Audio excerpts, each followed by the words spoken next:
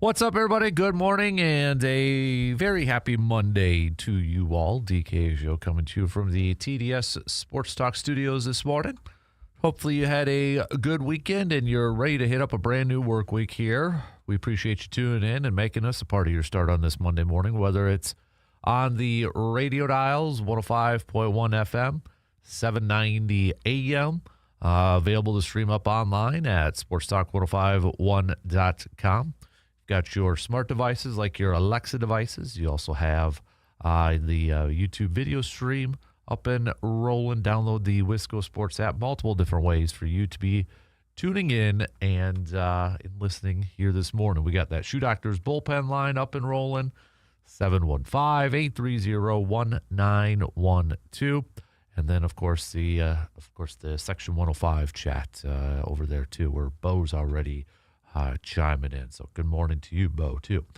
What do we have on our game plan for us this morning? Baseball-wise, Brewers, last night they did fall to the Braves 4-2 in the Little League Classic, but bigger picture, the Brewers taking the series from the Braves, winning 2 out of 3, winning the first 2 games against the Braves, going back to Friday's 2-1 victory, the Mizorowski and Chris Sale game.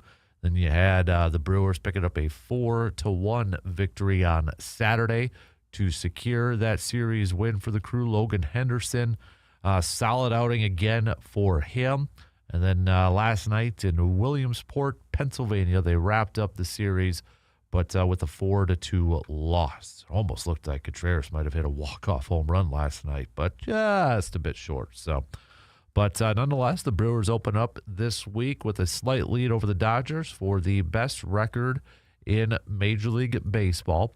The Brewers will have the off day today before beginning a series against the New York Mets. So as we power through this final stretch of regular season games here, Brewers also open up the week within their division, up 6 games over the Chicago Cubs. But Brewers in a close battle here with the Dodgers for that top spot. Brewers 81-50, where the Dodgers are 80-51. So just a slight lead over the Dodgers here for that top spot if the playoffs were to start here today. Just that 1-game lead. So plenty of baseball talk coming your way here this morning as we recap the series against the Braves. So we'll hit that up and kind of give you some injury updates. I know Garrett Mitchell got hit by a pitch and was taken out of the game last night, but sounds like nothing too serious. Sounds like we'll see the return of Sal Frelick in this series with the Mets too. So we'll get you updated on all that good stuff. So what else do we have on the docket here this morning? The Packers, their second preseason game is in the books, and they picked up a victory Friday night against the Denver Broncos. So Packers comfortably with their victory, if you care about scores when it comes to preseason games or not. But the Packers with a 33-13 victory over the Broncos. But maybe what's more important, this is the final week of camp, final week of training camp here for the Packers. They'll welcome the Arizona Cardinals for some joint practice this week ahead of the final preseason game, which will be Friday night at Lambeau Field. Love and some of the starters will not be playing in that game because of joint practice. So big opportunity for maybe some bubble guys, some roster bubble guys there. But Packers, we'll recap Friday night's preseason game. What stood out to you? All right, that was your homework assignment on Friday, watching that game. Kind of give us your scouting report. Did anybody stand out to you, maybe in a positive or negative light? Did anybody kind of maybe move up in terms of, I think now they make the team, or vice versa? Give us your scouting reports, all right? Send them on over. Hit us up on that Shoe Doctors bullpen line at 715-830-1912. Or, again, you can hang out in the Section 105 chat room and give us your takes on that. So we'll talk plenty of football here this morning. We've got college football coming up right around the corner here, too. I know week 0 is starting this weekend. Badgers will be back or Badgers will kick off their season next week here, but we're inching just a little bit closer and closer. So we'll maybe throw in a little college football talk here too. Also, it is a VFW Post 305 best and worst from the weekend. So if you want to hit us up and participate in that, you can let us know. Give us your take on what you think was the best and what you think was the worst over the weekend. So you can send those on over to us here too. So we'll do a little local sports roundup brought to you by Carpet City Flooring Center in the 9 o'clock hour too. So, but that's kind of your game plan for us here this morning. Let's pitter patter and let's get at her, shall we? We'll take our first break, and then we'll get things rocking and rolling here on the leadoff. We got Justin joining us here coming up after the break here, too. So we'll open it up, talking some baseball as we recap this 3-game series against the Atlanta Braves. Brewers taking 2 out of 3. Off day today before taking on the Mets of New York. So leadoff, talking some baseball coming up after these quick words.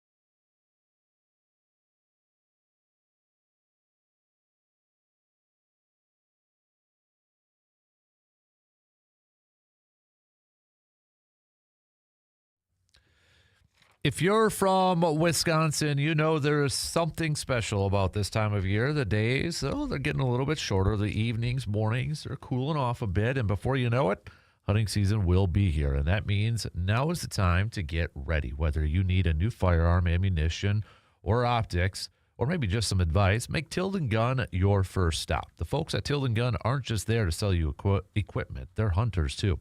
They know what works. They're happy to answer your questions, and they'll help make sure that you are ready long before opening morning arrives. So don't wait until the last minute. Stop by Tilden Gun, get geared up, and start counting down the days to another great Wisconsin fall. Tilden Gun, helping Wisconsin hunters make the most of every season. Happy hunting, and good luck this fall. We got Justin joining us here this morning. Good morning, sir. Good How morning. was your weekend? Good morning. It was good. Yeah. Can't really complain. Did some work, had some time off, watched the Brewers games. So Yeah. it was a good, Yeah. good time. Good deal. I know we had the first week of high school football season in the books too, so teams are off and running. Awful, sad story out of Alma Center with the passing of Adam Massman, a football player who got injured during the game and later passing away. I mean, I think anybody who has played, or even if you're a parent, that's like obviously is the worst thing you can imagine. So definitely, I know we've got listeners in that area. So definitely thinking of everybody out there. Just an awful story. So I wanted to make sure that we acknowledge that here too. So, but yeah, just you hate seeing something like that. So can't even imagine. But C-Bomb quickly chiming in here saying, I thought the first team offense looked very good in their series. I don't think we're going to have a question at kicker for a while. I like what we're seeing out of Smack. Standout for me was Chris McKellen, stuffed a few runs and made a few more tackles. I think he made the most of his opportunities, talking about the Packers. So we'll get to some green and gold chat here in a second. Joe and Barb, good morning to you guys as well.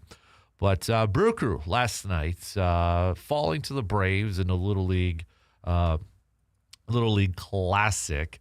I don't know if anybody was able to watch kind of the telecast or not. I thought it was cool. I'll still say this. I love that Major League Baseball does stuff like this. Little League Classic, the Field of Dreams games, going to those places.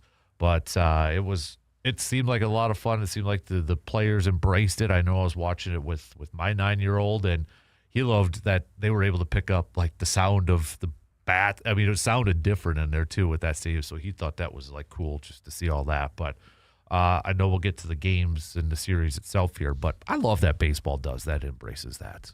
Yeah, it's fun seeing, something different every now and then, especially, like I'm sure this means a lot for the kids. They all seem really happy, and seeing them in the stands really cool. I'm not the biggest fan of interviewing players on the field during the game. Yeah, I feel like you could have interviewed players still in the dugout. Yep. Like that could have worked out a little bit better, but that's like my one nitpick.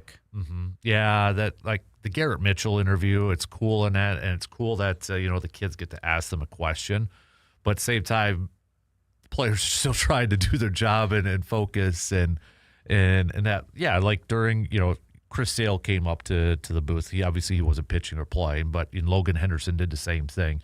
That stuff, I think that's perfectly cool, but it's got to be so distracting as a player to try to answer questions. Yeah, and you could hear it too. Garrett Mitchell would sometimes just stop talking because he was like fielding a grounder coming out to center, and sometimes the announcers would straight up cut the kid off when there's like a ball going down the line. So right, yeah, that's a little awkward, and I don't know if I could even do that to be honest with you. So. But nonetheless, before last night's game, the Brewers were able to take 2 out of 3 against the Braves, going back to Friday's game in the highly anticipated matchup between Mizorowski and Chris Sale. And advantage, Mizorowski, even though they didn't actually go up against each other. But still, you go back to that game, that 2-1 victory for the Brew Crew. Mizorowski going 6 innings, 4 hits, 6 strikeouts, no earned runs, did issue a couple of walks, but it played up to the billing, right? I mean, with the Sale and Mizorowski matchup, sometimes we feel like it's like, oh, there's not going to be a lot of runs, not a lot of hits. Sometimes then it's like, oh, it's a 9-8 game, but this one lived up to that. And just some timely hitting for the Brewers. Shout out to Contreras playing small ball and getting his 4 hits and hopefully getting a little bit out of his funk there. Luis Lara also had a couple of hits, but and then Trevor McGill shutting it down in that final frame. So Brewers just doing a little bit more, just a little bit more, taking advantage of some timely hits and shutting it down afterwards. But that was a fun game to watch just because it lived up to the Sale Mizorowski hype.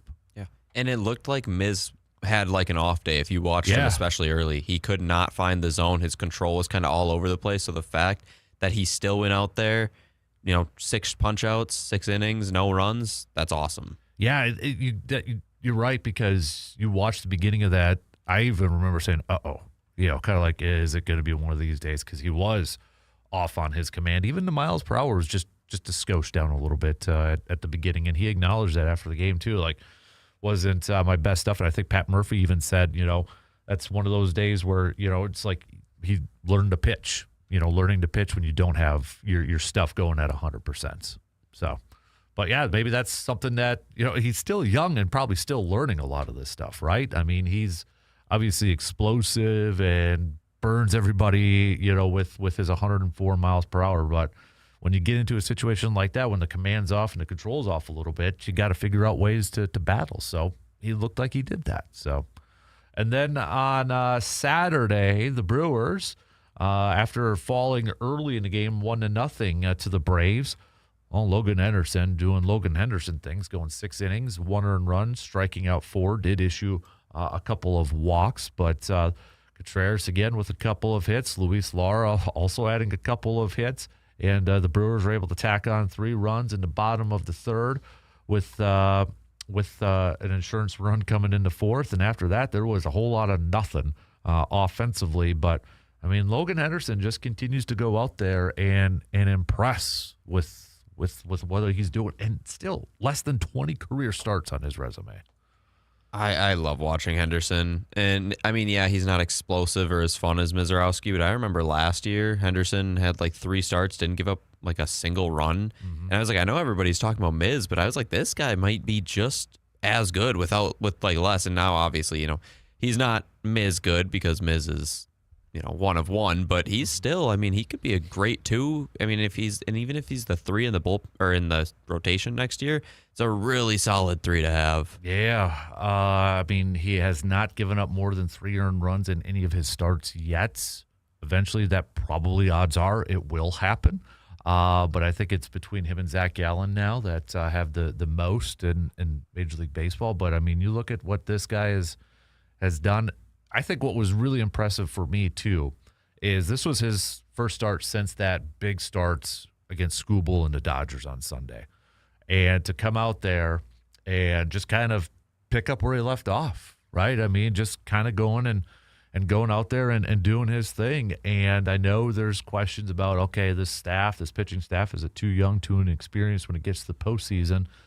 These guys are pitching in big moments and in big games. And I'm sure there'll be some butterflies and nerves when the playoffs start, but gosh darn it, right now, from everything that we've seen with these guys, there's nothing there to say that they can't handle this spotlight that they've kind of been shown. Yeah, I am not worried about the pitching at all when the postseason comes. I mean, you could say the same thing that the group was relatively inexperienced last year. I mean, maybe not because you had Woodruff and Peralta, but Woodruff was out. Peralta didn't pitch the best. Mm-hmm. So, I mean, what's to say that this group isn't going to do better when the postseason comes around? Because last year you had Priester, who I don't believe he was in postseason yet. I mean, yeah, it's kind of the same thing. And now Miz finally has that experience. Chad Patrick, most of the people who were on the team last year do. So I'm really not worried about the pitching. These guys have all showed up in the big moments and shown that they can perform. Yeah. Definitely. So, and then yesterday, I mean, even Shane Drone was a quality start for Shane Drone last night. I thought in it, and I think we all know, too, this is probably going to be a guy that he will be a part of the playoff roster, but probably out of the bullpen.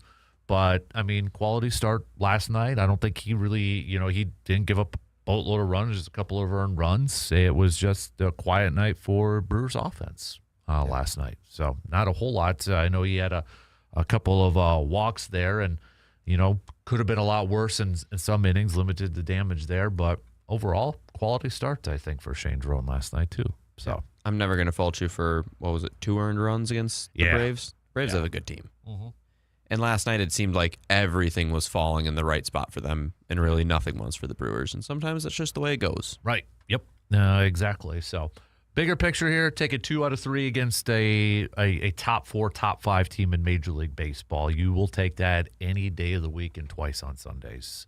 And right now the Brewers holding on to a 1-game lead over the Dodgers for that top spot in Major League Baseball.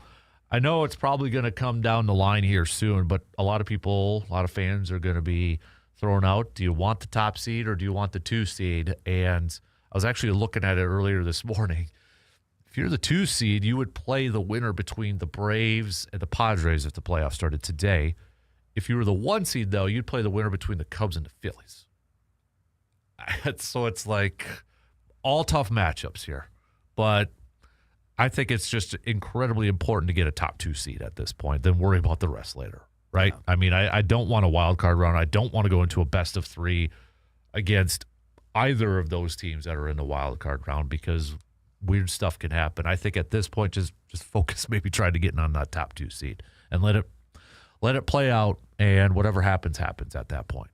So that's where I'm at. I know there's been some chatter about would you rather have the 1 or the 2 or the.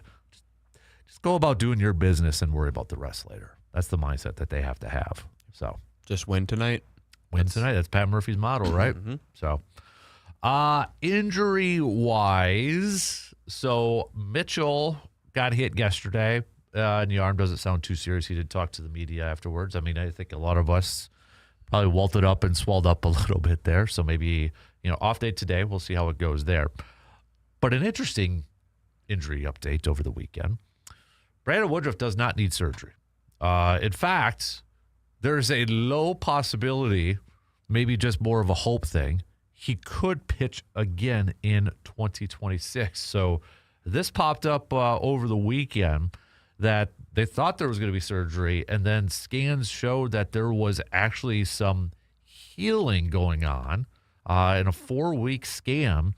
And now he does not need surgery, according to his doctors. Pat Murphy yesterday, when asked about if he could make a return this year, saying, quote, "I think there's a low possibility, but I think there's a possibility. And why not go with it? With the injuries we've had and the youth that we have and some of the other things that haven't bounced our way, wouldn't this be nice to have some real positive news? Because everybody would want Woody on the mound." We also have to think of the reality of it. Now he has to pick up the ball. Now it's the progression back. How quickly? How much risk is there in that? But we'll do anything we can to have Woody as a possibility for any of this season. So I still put it as a low chance, but let's just say for argument's sakes that Brandon Woodruff is cleared to pitch again for this season, maybe even for the postseason.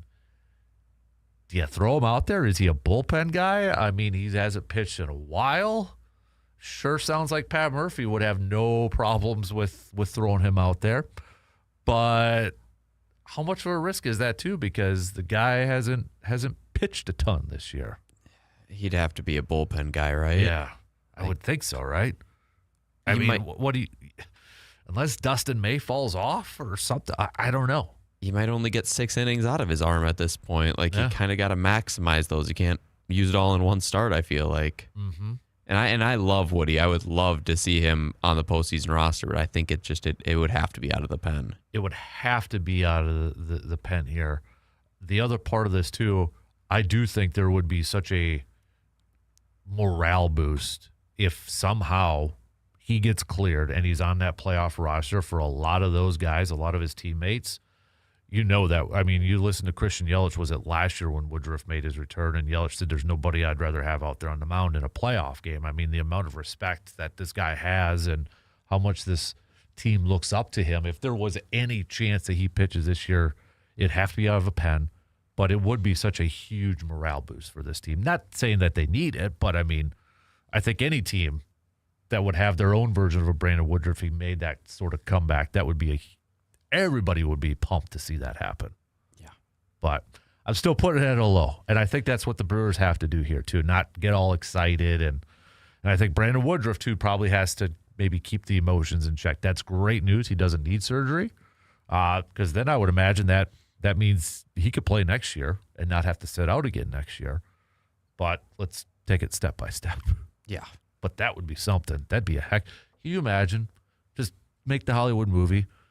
Brandon Woodruff comes back for the postseason, and he records the final out to go to the World Series or something like that. Somebody made the joke. He's coming off the bench, not to pitch, but he's grabbing a bat against the Dodgers. That would be even better, right? It's another home run. He retires, sells the rights to Hollywood, makes the movie. Maybe it's something like extra innings, and they're running out of bats to use, and he just picks up a bat and just jacks a walk-off home run. Put me in. Yep. That would be awesome.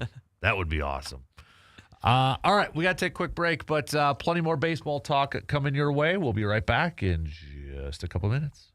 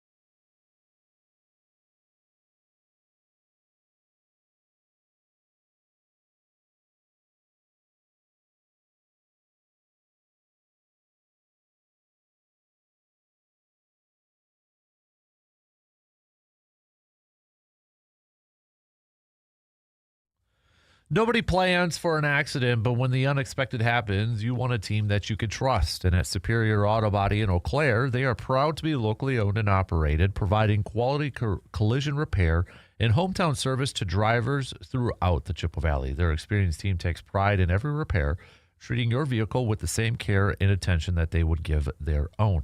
When you need collision repair that you can count on, choose the people who live and work right here in your community. Superior Auto Body in Eau Claire, locally owned, locally trusted, and here to get you back on the road. Mark with a quick text says, moral of the story for the Brewers last night, you can't leave 11 guys on base. And, yeah, there was opportunities. Was there the one where bases loaded, Mitchell was up, nobody outs? I remember I was like, okay, I had to run downstairs, make a phone call, and came back up, and Hudson's like, yeah, they didn't score any. I'm like, how the heck did it not score anybody with bases loaded and nobody out? But, yeah, you're right. I mean, you got to come away with at least one in that situation. Not only bases loaded with one out, but bases loaded, one out, and both the next hitters got to 3-0. Yeah, because that's when I went down. I was like, Mitchell just got the count to 3-0. How did they not get anything out of that? So. He struck out in the next three, and then David Hamilton got it to 3-0, and then it went 3-2. He flew out to right. Yeah, so it's like, golly. So, but yeah, you're right there, Mark. Yeah, you're right. So, but Brewers have the off day today as they will be taking on the Mets. Brewers open up the week 81-50, 7-3 in their last 10 games, still holding on to a 6-game lead over the Chicago Cubs for first place in the NL Central. So Brewers have just 31 more games left to go. Doesn't seem like a whole lot, but little over a month left here. And it's not a whole lot, but I saw the graphic up that ESPN did yesterday in terms of the top 4 teams in the National League. Was it they have the second easiest schedule, I think, going forward here, strength of schedule or winning percentage against their remaining teams. It's a little over 500 here. I don't know if that really that's used a lot in football, but baseball-wise, that I don't buy a whole lot into it. I mean, a little bit here, there, but baseball is such a weird sport that, again, this is the quote, any given Sunday, but I feel like that's more appropriate for baseball than anything. Yeah, I think it was like ninth overall, second of the remaining teams. Yeah. But, yeah, I don't know how I really feel about it. The Brewers have shown that they are well capable of beating teams over 500. I mean, they're 41-21 against teams over 500 or equal to. Yeah, I'm just, you got the Mets. Then you return home against the Rangers here. A week from today then starts that 4-game series with the Cubs in Wrigley Field, which we all know will be a big one, and you don't want to get into a position, let's say, that's all of a sudden you're 3 games ahead of the Cubs entering that series. You don't want to give them any breath, the Cubs, any breath or any room or any hope at that point. If anything, if you could keep this lead or even increase a little bit, and then let's say you take 3 out of 4 and you really take that lead where it's almost too much to overcome. I know they got another 3-game set after that, but that'd be the worst thing for the Brewers here, I think, is, you drop the series against the Mets. You return home and you, let's say, drop that series against the Rangers, and then you go into Wrigley, depending on what the Cubs do with their games, with any hope for the Cubs to potentially take the series or the division lead. I don't want to be in that situation. That would be the worst for the Brewers. But you got to take it game by game. Yep. Follow the Pat Murphy model, game by game approach here. So, but other than that, you got. I'm just kind of seeing what playoff teams they have left remaining on their schedule. Rangers potentially. Obviously, the Cubs for 2 series. You've got maybe Baltimore. I know that American League chase is just it's weird. And then, of course, the Phillies for the second to final series. Cardinals might be chasing something there. We'll see how that plays out for maybe that final wild card spot. But you look at where things are at currently as we open up this week. Nothing really changing in the American League in terms of division leaders. Tampa Bay, the White Sox, and the Astros. It's weird that the Astros are 1 game under 500 and they're a division leader and going to be a 3 seed. But going to get a home playoff game or series. It's like a 7-9, 7-10 team now in the NFL getting that. Yankees, Boston still atop two. The Guardians now holding on to that final wild card spot. The Rangers are tied with them. Toronto's 1.5 back. The Twins 2 back. Baltimore 2 back. Seattle 3 back. The Tigers 3.5 back. National League, nothing has changed either. You've got Brewers, Dodgers, Braves, Cubs, Phillies, Padres. And then the Diamondbacks, who are 7 games above 500, are 2 back from a wild card spot. Miami 4, Cardinals 5.5. And then that's kind of drops down after that. Pittsburgh's 8.5 back. So maybe a little bit of a separation from there. But a big series for the Cubs starting today as they go up against the Diamondbacks. So Diamondbacks, a little bit of a desperate team. They don't want to fall too far back because if you look ahead, I mean, Padres are going up against Pittsburgh, so Diamondbacks can't afford to lose too many more games here at this point in time. But, yeah, you look at all the playoff teams. If the playoffs started today in the National League, all the playoff teams would have 70 or more wins, whereas you got teams in the American League that have under 500 records that would be in the postseason. Clearly, the National League is the cream of the crop between the two leagues at this point. But we'll see how it all plays out. But, yeah, it's just that American League West, Houston, Texas, gosh, that's good. And you know what's going to happen? They're probably going to win their series too. They're whatever team wins it, whether it's Houston or Texas that wins their division, that team will probably win a playoff series to open it up. Watch they sneak into the World Series. Oh.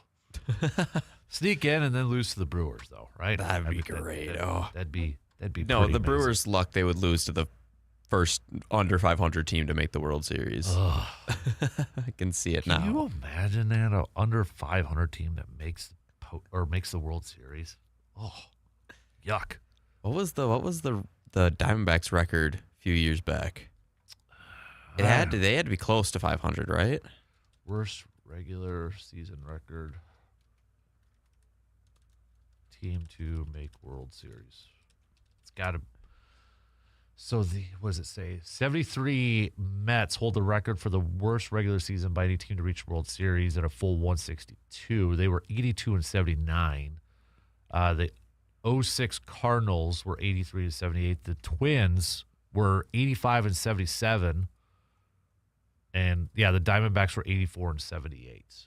So the Mets were 3 games above 500. They lost the World Series. The Cardinals in 06 won that World Series. Twins won the World Series at 85 and 77. And then, yeah, Diamondbacks 84 and 78. So, well, hey, based off that's, never mind. I'm not even going to – I don't want to manufacture that or manifest that or anything. So, but, because I saw the graphic, too, that popped up talking about the Brewers and lack of home runs and not hitting home runs. What they say last time was, I can't remember the year, but Red Sox team that went to it, the World Series. They had the 18? best overall record. I think it was before 18. 16? Best overall record with the fewest amount of home runs. Last team to do that to go to the World Series. It was I can't remember what team it was that they said on the telecast, but I think we're going to get to the point where the Brewers are probably the team with the fewest amount of home runs, and I don't know, but we'll look that up here in a little bit here. But let's take our final break as we already approach the conclusion of the first hour. All right, if you got anything that you want to hit up, talking some Brewers, talking some baseball, hit us up, 715-830-1912 on that Shoe Doctors bullpen line, or you can hit us up on the Section 105 chat room. We'll take our final break for the first hour and be right back in just a few minutes.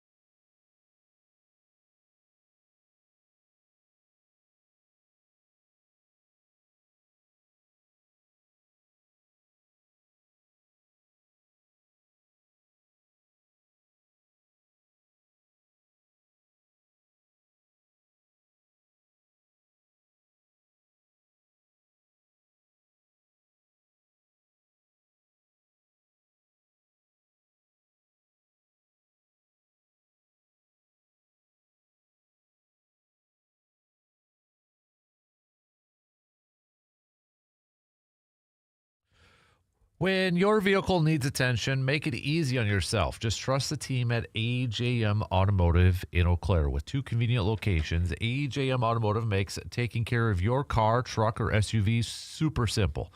Need some service? Well, scheduling an appointment is quick and easy. Just visit ajmautomotiveservices.com and book online when it works for you. And if the unexpected does happen and you're stuck on the side of the road, AJM's towing service is there to help get you and your vehicle where you need to go. From routine maintenance to unexpected repairs, AJM Automotive Services is your local partner for honest, dependable auto care. 2 locations, easy online scheduling, trusted service when you need it the most. AJM Automotive Services, keeping you moving. Bo, to answer your question, Bo with a question on the video stream, has a team under 500 ever won a World Series? Well, in a 162-game season, a team under 500 has never made the postseason, so... the only teams to have made the postseason with a below 500 record. You'd have to go with the Brewers in 2020 during the COVID era, and then the 81 season with the Royals. That was also interrupted by a players' strike. They went 50 and 53. So that would be, by default then, no. Nobody has won a playoff series under 500 because in a 162-game series, season, they never made it. And that might happen this year. In fact, it kind of looks like it's going to happen this year, and it might even be a division winner, depending on how the rest of this month and change kind of goes for some of these teams, specifically in the American League West at this point in time. So, but that would, I mean, it almost feels like we're bound. It's bound to happen at some point, but maybe it'll be this year. I don't know. That's got to be so hard for a 162-game season if you think about it. Your division just has to be so incredibly bad, and you have to be incredibly bad to finish in first place, but under 500. And I think what's is like the Mariners were a playoff team last year. ALCS appearance. Yeah, losing to the Blue Jays. And I thought, okay, this year, could they maybe I thought they were going to win the American League West, but nope. And then you got the Astros, the Rangers. The thing is, too, is like the Rangers, they could throw out Jacob deGrom in a 3-game playoff series, too, and we'll see. But, I mean, that's not a bad option to go throw out there for a playoff game. You win that one, and bada bing, bada boom. You just got to win one of your final 2, and then you're moving on into postseason. So, but, yeah, we'll see how it finishes off. I mean, didn't think we'd be saying the AL West is a worst division in the AL Central after the mediocre division it's been over the years, but White Sox taking care of that business with 6 games above 500 and surprising everybody except for Pat Murphy, who after the opening series this year said after sweeping them, that's a really good team. And, well, Pat Murphy looks like a genius by proclaiming that. So, but, yeah, all right. Anyways, Brewers, again, off day today, so no game for the Brew Crew today, but if you want to also send in some of your thoughts, analysis on the Brew Crew, you can let us know. Text it on over 715-830-1912. A few of you did say on the texting line have Woodruff pitch out of the pen for the postseason. I think that would you can't start him. There's no way, unless something really bad happens to one of your other starters. But let's not get our hopes up that we're going to see Brandon Woodruff out there too. Because, okay, if you're Brandon Woodruff, you get presented 2 options. All right, you can pitch, but you might make your injury worse. Or do you sit out? I mean, the competitor to him probably wants to go out there. I mean, given his injury history, he has missed the postseason so many times. I don't fault him for leading that way, but if it means potentially sitting out the following year, is it worth it? Everybody's going to have a different thought or opinion on it, but if he's presented with that is a tough decision. Then again, how confident are you that there's going to be baseball next year with the lockout looming? That's another good point. Didn't even think about that. That's another good one. I mean, he has made a decent amount of money this year, about $20 million worth. So, but let's maybe pump the brakes here a little bit and kind of see. But, when Pat Murphy says there's a low chance, but hey, there is a chance. Got to at least think about it, right? Yeah. think about it a little bit, but also that means he's taking the spot of somebody else that could be a little bit more healthy. Now, I know with the postseason roster, if there's an injury, you can sub somebody out, but then that player won't be able to play the rest of the year. But it's almost like Rookie of the Year and the Rocket Gary Busey's character. He's got like one game left or one inning left, and he just goes out there and throws it all. But that's like Brandon Woodruff in this instance, it feels. So, but definitely some positive news. I mean, the fact that he won't need surgery right now means he probably would be able to pitch right away next year, you would assume, too. So, don't know if it will be with the Brewers. I would imagine teams are going to be concerned with that shoulder injury and his injury history, so I can't see him getting what he's getting paid this year by the Brewers with $20 million. But anyways, looking back at this weekend, too, I think one confidence boost is Contreras had himself offensively a good series, because you definitely need that guy to be hitting and back on track when it comes to the postseason. You can't get into the postseason and win some games if Contreras is going to continue to struggle at the plate there. But it was good to see him maybe kind of get out of that funk a little bit. I mean, his last 29 at bats now, 448, and he's slugging 621. So good to see that. But Lara making more great catches in the outfield, and then he's actually been hitting well here, too. His last 27 at-bats, 333, and he's slugging 519. So I know Miz gave him a hard time about the one catch in the outfield. Did you really have to leap and crash into the wall? I think part of that is still learning the areas, the outfield and that. But, I mean, made another good one the other day. Was it Saturday, the sliding catch on the warning track, I think, too. So, but kid's showing his talent right now, that's for sure. So he's fun to watch. Yeah. Definitely fun to watch out there. But, yeah, good to see that. I know Yelly had a couple of hits yesterday. So maybe he's starting to stack. Not getting a ton of opportunities here, but got to look for some positives with Yelly. But Contreras, to me, was the big one to make sure that he gets going here offensively, too. Yeah. Well, all of every game, multi-hit every game. So 4 in the first one, 2 in the last 2. So Yep, exactly. So even, when you look at it, too, Jackson Churio, his last 57 at-bats, he's hitting 298. In his last 28 at-bats, he's not hitting for power, but 393 and an on-base of a 452. So, I mean, if he's going to continue to bat on the leadoff spot, that's kind of perfect leadoff numbers, right? Getting on base and being a table setter. I take that from the leadoff guy. And then, he's got the power in there. So he could always, anytime he hits a home run, that's just a bonus. Right. Yeah, exactly. We got to move Ortiz back down. I know he moved up a little bit in the batting lineup last night, but let's not get too cocky and move him back down. And because then I don't want him to all of a sudden kind of, start to struggle. He hits better from the 8 and the 9. He really does. I know. So I know it's only a one spot difference, but hey, don't mess with it. We're superstitious when it comes to that stuff. So, all right. We got a couple minutes left to the top of the hour. So coming up next hour, we'll get to some football talk.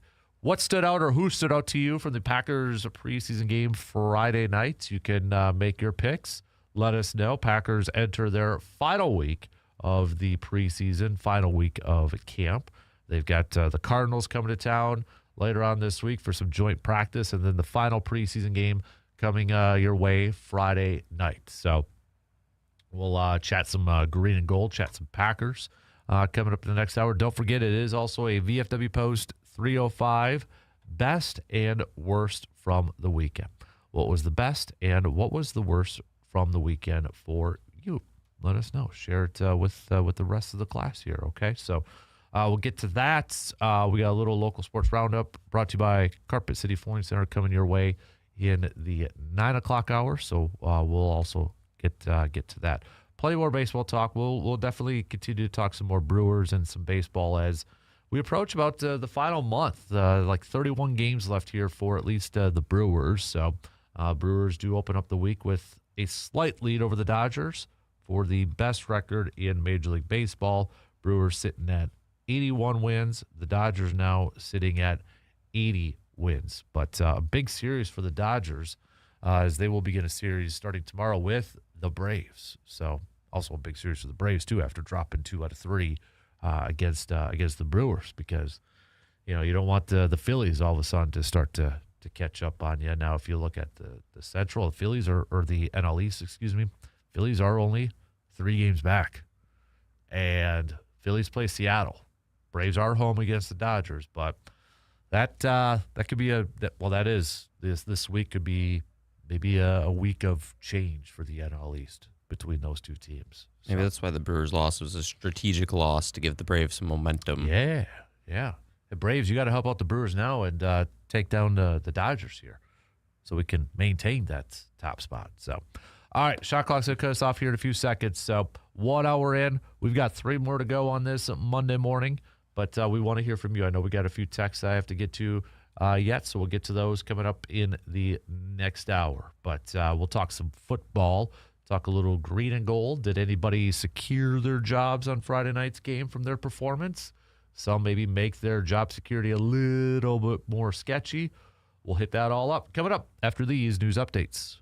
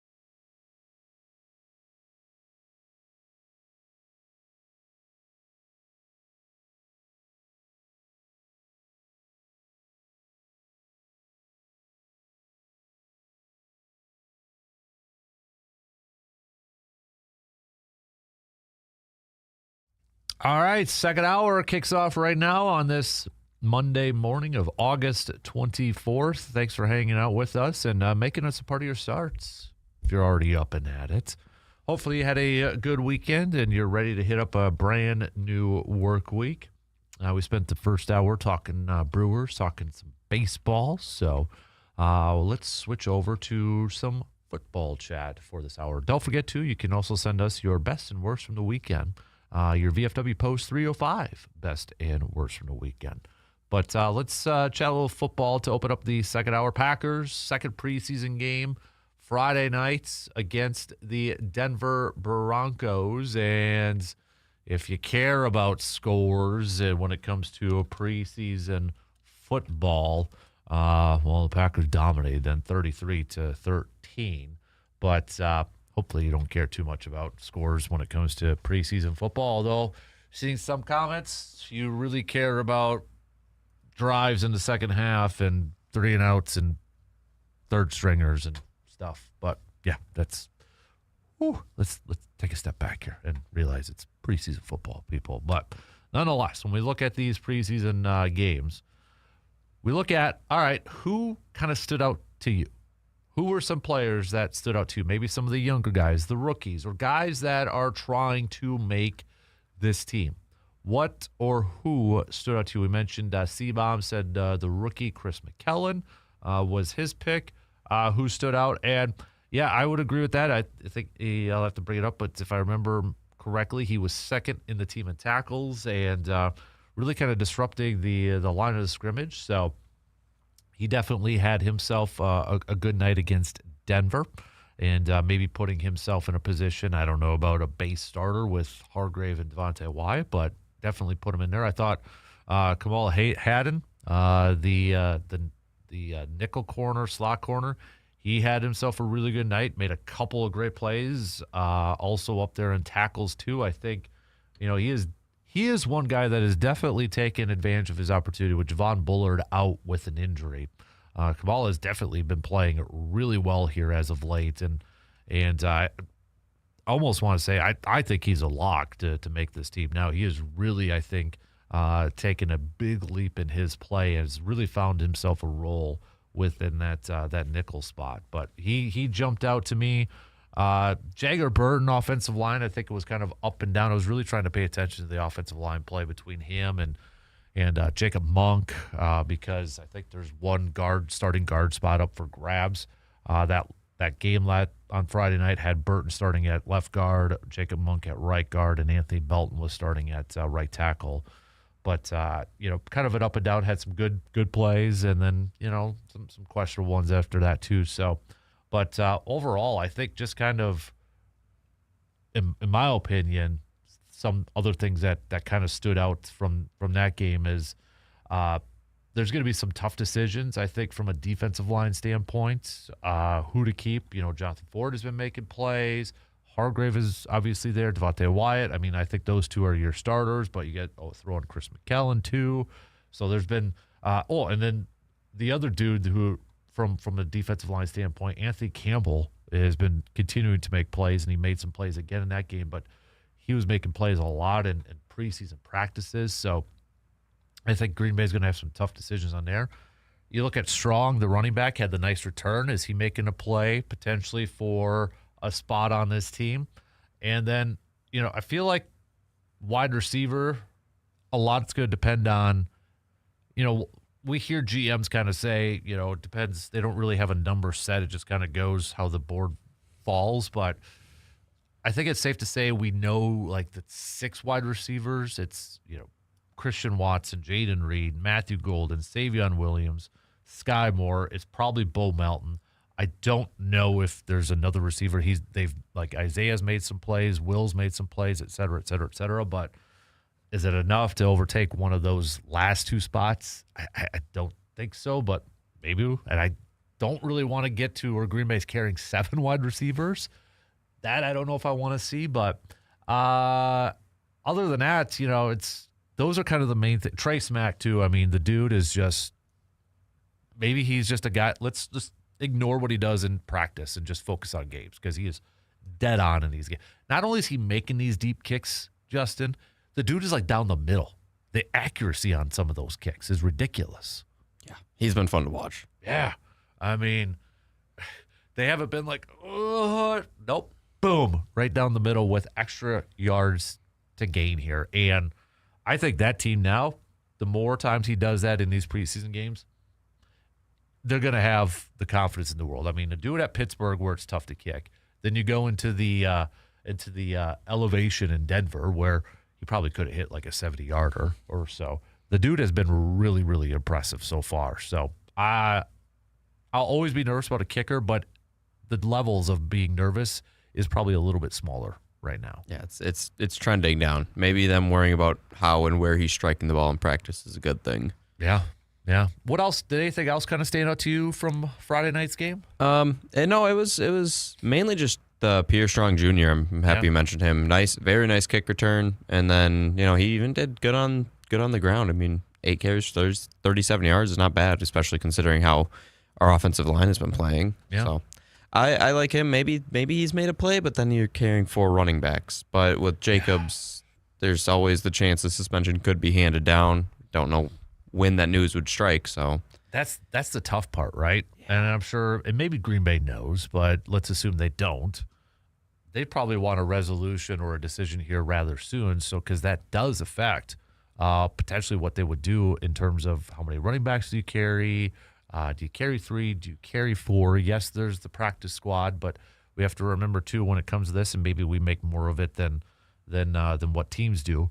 But when it's cut down day, these players go on waivers, to which a team could pick them up and put them on their starting roster. A team can't just pick them up and stash them on the practice squad. They would have to put them on their starting roster. So maybe we make more of it than what it needs to be, but. I thought it was interesting, too, that Cam Acord, the special teams coordinator, kind of talked about he likes running backs being returners because of the vision of their field, which, honestly, it kind of makes sense, following your blockers and just seeing – and you kind of put it comparison for running back. That makes a lot of sense when you think about it. Yeah, and I wouldn't mind having Strong and Sky Moore back there as, kind of 2 returners, and whoever they kick it to, if both of them can be a weapon, why not use it? Yeah. And I think, when it comes to that, it's not necessarily who's the fastest guy in the field, right? If you can't see the vision, you can't hit your holes and know where you're going. Your speed ain't going to mean anything. It's if you get it in the open field, then great, awesome. Nobody's going to catch you, but you got to get to that open field first. I feel like speed works a bit more on punt returns maybe. Yeah. Because usually there's a little bit of space there and you can kind of bounce it. But yeah, on kick returns, I think I'd sacrifice a little bit of speed for like much better vision on the field. Right, yeah. I would agree with that. And so Packers now have the final week of camp, the final week, not to be dramatic, but the final week for some of these players to maybe continue to chase their dreams or have jobs as a football player. So this is a big week for a lot of these players. And, I still say that I think, this is just, again, me, but I feel like Green Bay has a good idea already of who they're keeping, who they're letting go, probably have a pretty good idea of who their starters are going to be. So, we talk about the guards. I feel like they probably already know who they're going to roll with week 1 for a starting unit. I feel like Aaron Banks is going to be a starter, but maybe the leash is a little bit short. I feel like Monk is probably going to be the other starter, with Burton being the primary backup. From a corner standpoint, I know we're all focusing on Keyshawn Nixon. I still feel like it's going to be him as a starter opposite of Brandon Cisse. Now, I know Cisse got hurt, but it doesn't sound like it's anything serious, so should be ready for week 1. I feel like it's going to be those two. I know there's going to be fans that don't want that. Now, there could be moves made, trades, that sort of stuff happening, but right now I feel like we have a good idea. Green Bay for sure has a good idea of what they're going to roll out there for week 1. So, yeah. There's probably going to be a couple positions up for grabs on Friday night's game, but those are going to be bottom end roster type of, like it's Strong maybe, like if Strong goes out there on Friday against the Cardinals, or even these joint practices, and he has himself a hell of a game, yeah, he probably wins a job then. Right? I mean, he probably wins a job. Other than that, there's, you got a 53-man roster. Green Bay's probably already got 50 of the guys already selected in their minds. So maybe even higher than that. Maybe it's 51. I don't know. But we got more football talk with Green Bay. I got a few of you texting in on who stood out to you. So let's get to that. We'll take a quick break and continue some football talk here this morning. But if you're just joining in, Who stood out to you in Friday night's game, and who do you think, with this week, who do you think this is maybe a defining week for them with the joint practice? You hear a lot of these coaches now say they get more out of these joint practices than they do these preseason games. So who do you think is on that roster bubble that really, really needs to shine this week? Anybody at the top of your mind? Let us know. I got a few of you that texted in with your picks. We'll get to those, but let's take a quick break, and we'll be right back in just a couple minutes.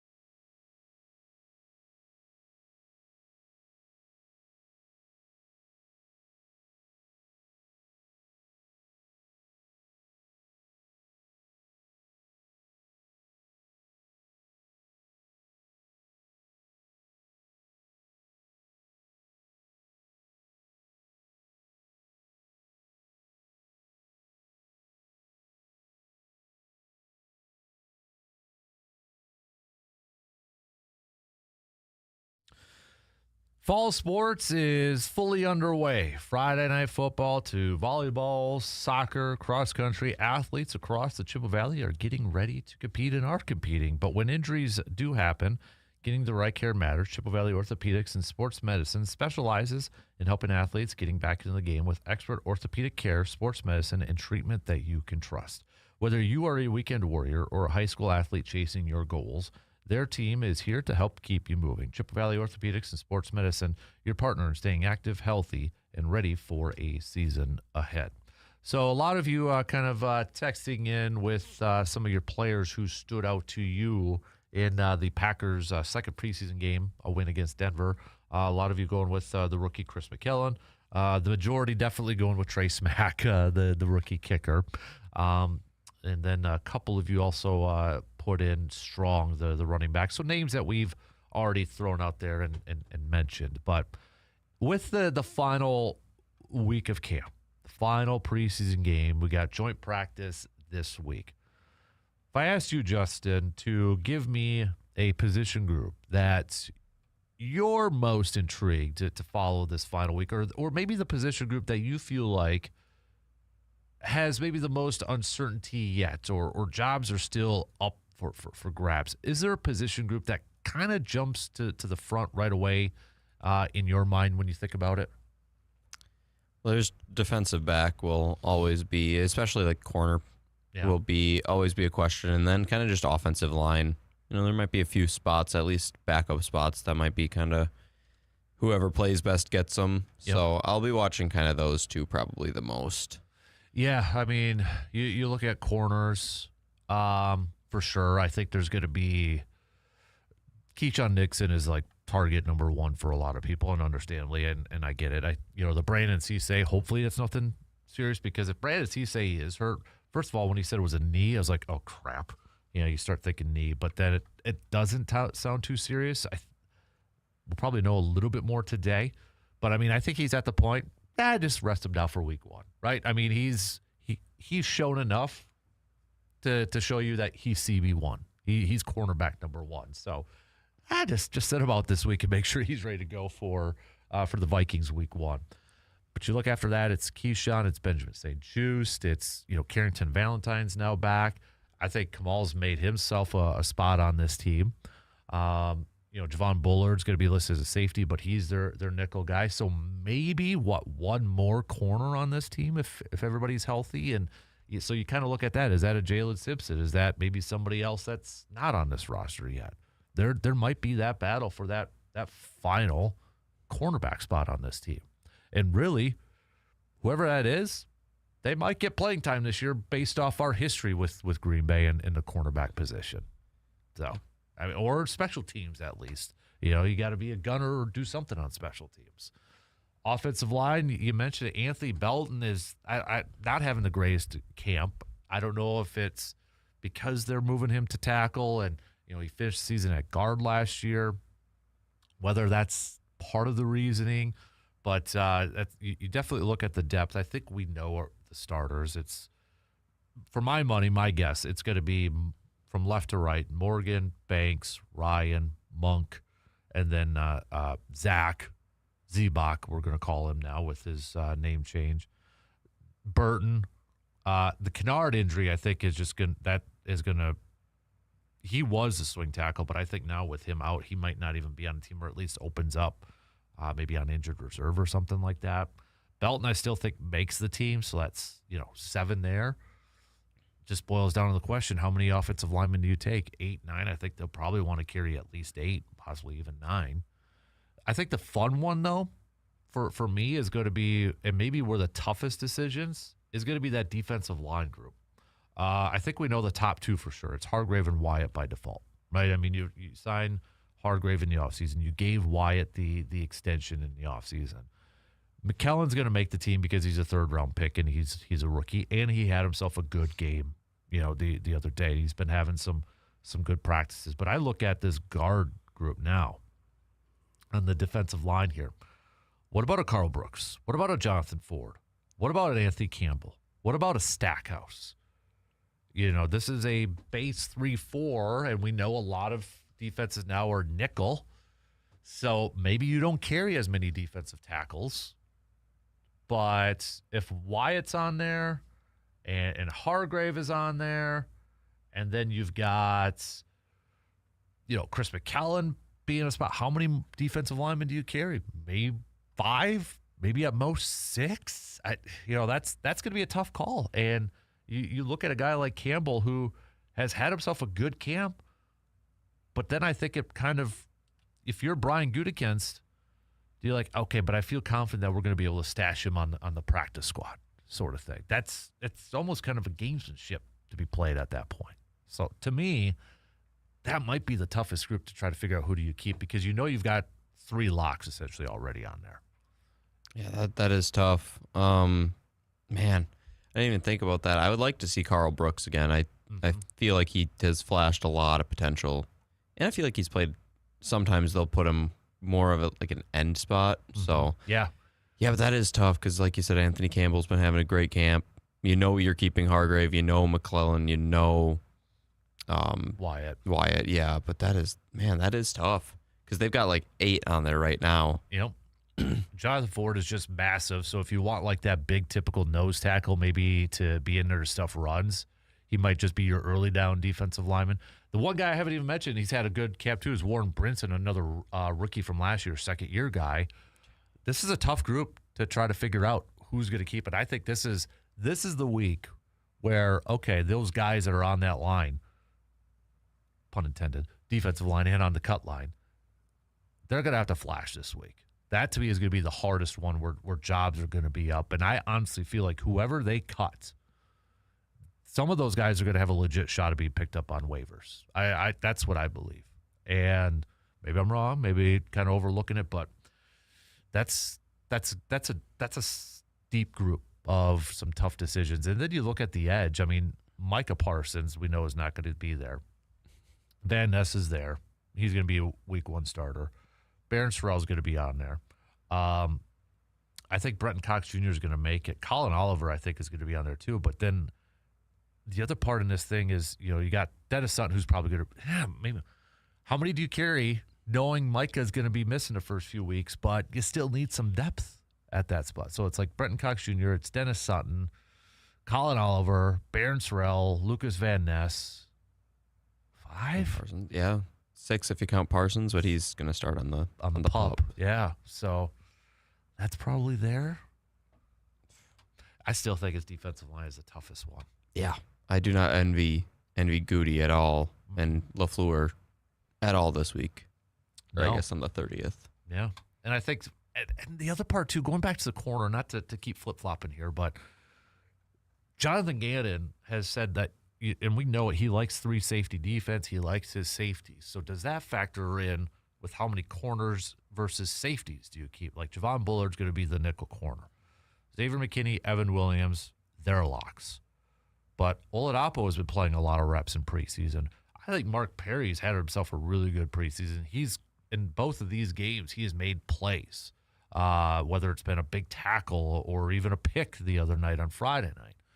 So how much does that play into how many safeties do you keep on here too? So, and the fact that Jonathan Gannon likes playing that 3 safety coverage.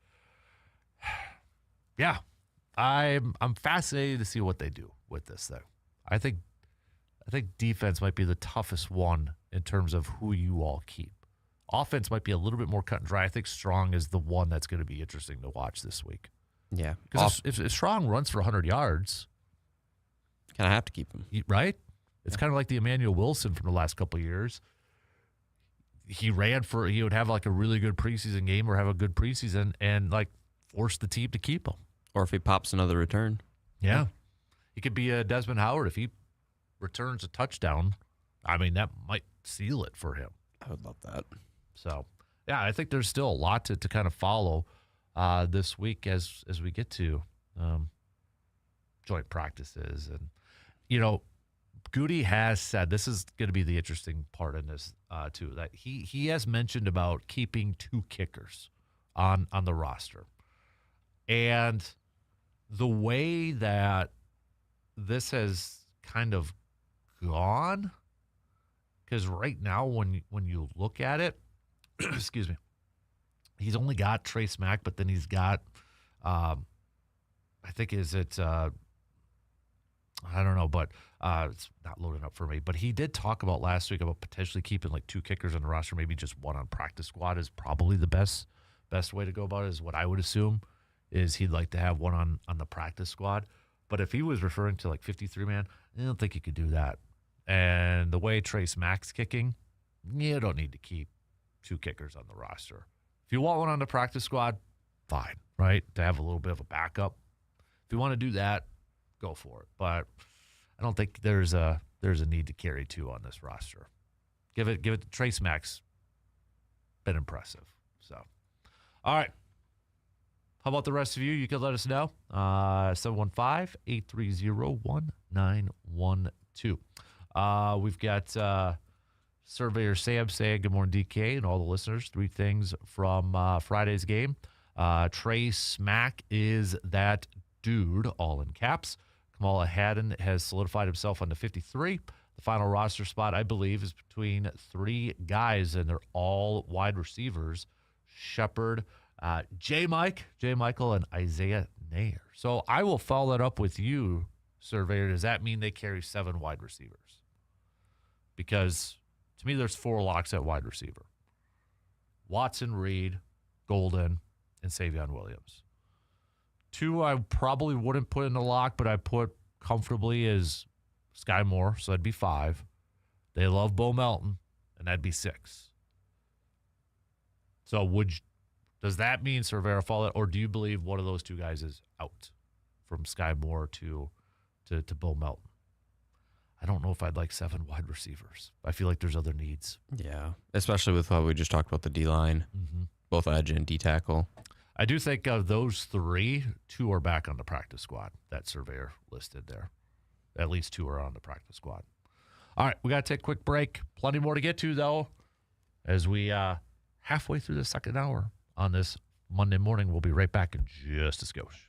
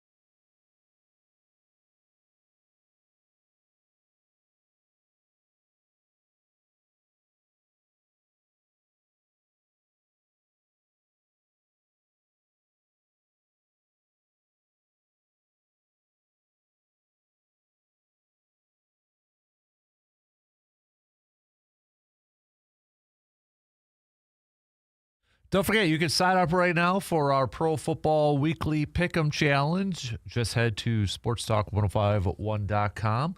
Scroll down a little bit on the homepage, and you'll see a logo icon image that says Win Stuff. Click on that, and then once you click on that, it'll take you to another page where it says Pro Football Challenge. Click on that, bada bing, bada boom. There you go. And then you can just sign up to start making your picks. It's brought to you by Home Oasis and Wisco's. And whoever has the most amount of picks right at the season ends, you're going to win some prizes. So it's free to join, free to play. Again, just go to sportstalk1051.com and click on the Win Stuff image, and then the Pro Football Challenge, Pro Football Challenge picture, and that'll take you there for the sign up. Surveyors saying, I think Sky Moore hasn't done enough in the return game to solidify himself on the 53. Not when we've seen big returns from other guys. He needs to ball out in the last game. I don't know. Like, I go back to Goody's comments a couple weeks ago, and I know it was a couple weeks ago, and a lot of things could change, but he really gave the impression that, like, Sky Moore was going to make the team almost regardless. And I think we've seen him a little bit more involved, too, in the offensive side of games. I don't want to say he's a lock, but gosh darn it, he almost feels like he's kind of in that spot. What do you think? I mean, it feels like it. I mean, we immediately signed him to help out with special teams after a new special teams coordinator. So the special teams have just been a point of emphasis for this team. Mm-hmm. There's been no real returner the last few years. It's been just kind of a hodgepodge of people since Keyshawn Nixon said he didn't want to do it anymore. So I think they keep him around just for return game, even if Pierre Strong is kind of your main guy, but who says he makes the team? Or maybe Sky Moore is your punt returner and Strong is your kick returner back there with Sky Moore. Yeah. Vice versa sort of thing. I don't know, but it's those other receivers that Surveyor did mention have played really well though too, and I could definitely see why this is going to potentially be a tough decision for Green Bay. They give them all credit. They've made some plays at certain points in practice or in these games at preseason. And, if they didn't have maybe 4 locks, one of them probably does make the team. But I do think there's a decent chance that at least 2 of those are going to be back on the practice squad for Green Bay. But they've put themselves in that position to at least have this conversation. They've done a really, really good job so far. I mean, Will Shepard probably had his best game the other night with 6 catches and on 6 targets, I think it was. Caught everything that was thrown to him. Yeah. So, but 6 catches, 6 targets, 47 yards, and the touchdown. Oh, nice. Yeah. So, how about Marshawn Lloyd though?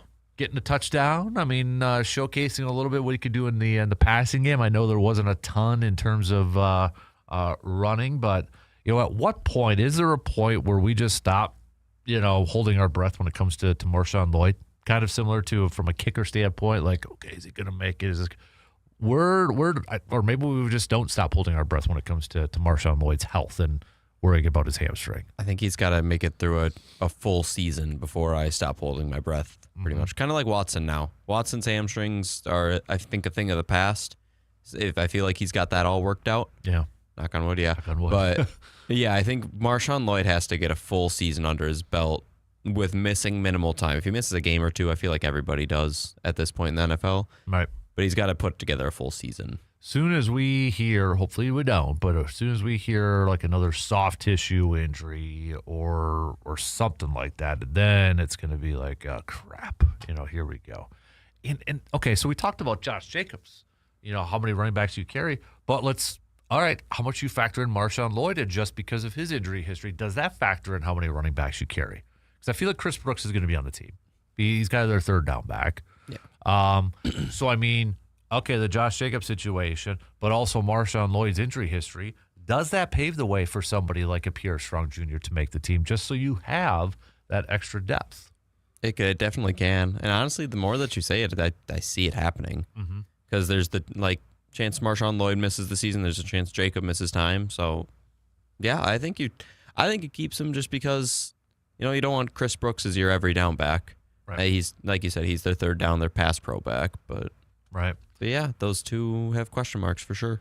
So Pierre Strong Jr., he's not a rookie. He's actually been in the league for a few years. He was with the Patriots. I believe it was a fourth-round pick with the Patriots. Let me see if I got it. Yeah, fourth-round pick by the Patriots in 2022. And then he'd spent some time with Cleveland from 2023 to 2024.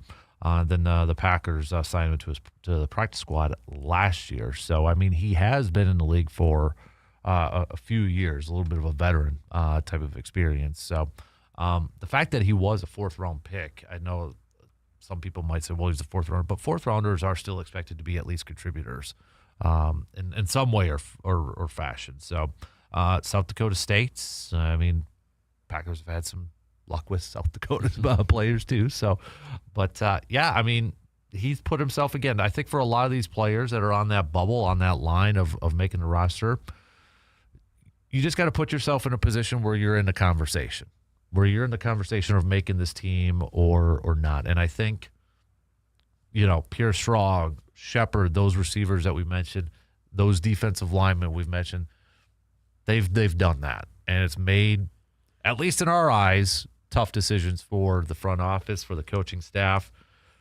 But I still feel like they've got a good idea. Green Bay has a good idea, probably of 49, 50 players already that are going to be on this team. That's what I feel like. And honestly, I hope that's where they're at too, because if you're like, oh gosh, maybe we only got like 35 locks. I don't know if that's in a great situation for a team that's got Super Bowl aspirations. If you're like, oh yeah, we still got like 20, 15 openings, I'd be a little bit nervous then.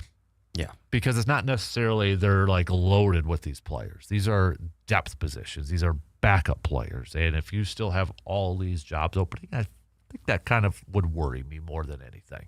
Yeah. This team, I'm with you. I think they've got like a good 50 players they want to keep. Mm-hmm. Teams that are like 35 locks, that's probably like the Dolphins. Right. Teams that aren't really planning on doing much this year. Right. And they're just kind of getting through this year because of dead cap stuff and all that fun, trying to reset everything for the following year. So, but today will be an interesting day when it comes, just from an NFL standpoint.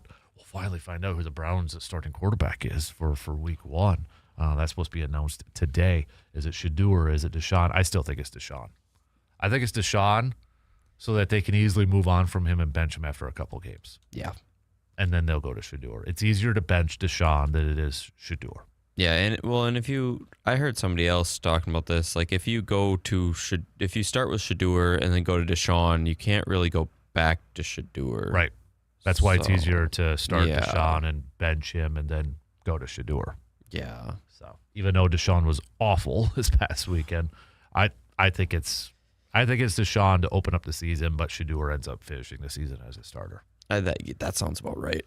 So, but this is to say, if you have two quarterbacks in the running, you don't have one quarterback more times than not in this case. So, but all right, what else you got, Packers fans? You can hit us up. Text it on over, 715-830-1912. Our good friend Rob Domofsky from ESPN, he's got his 53-man roster prediction for the Packers. We'll tell you what he picked coming up after these quick words.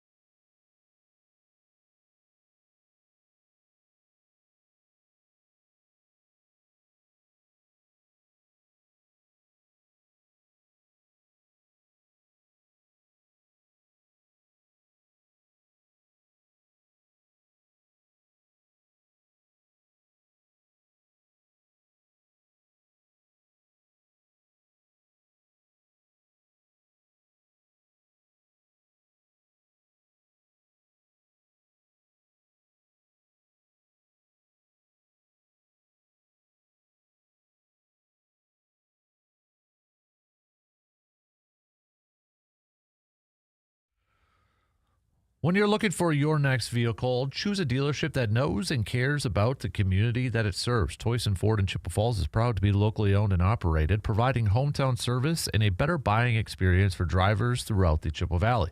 Whether you're looking for a new Ford, a quality pre-owned vehicle, or trusted service for the vehicle that you already own, the team at Toyson Ford is here to help. Experience the difference of shopping local. Toyson Ford in Chippewa Falls, your hometown Ford dealer.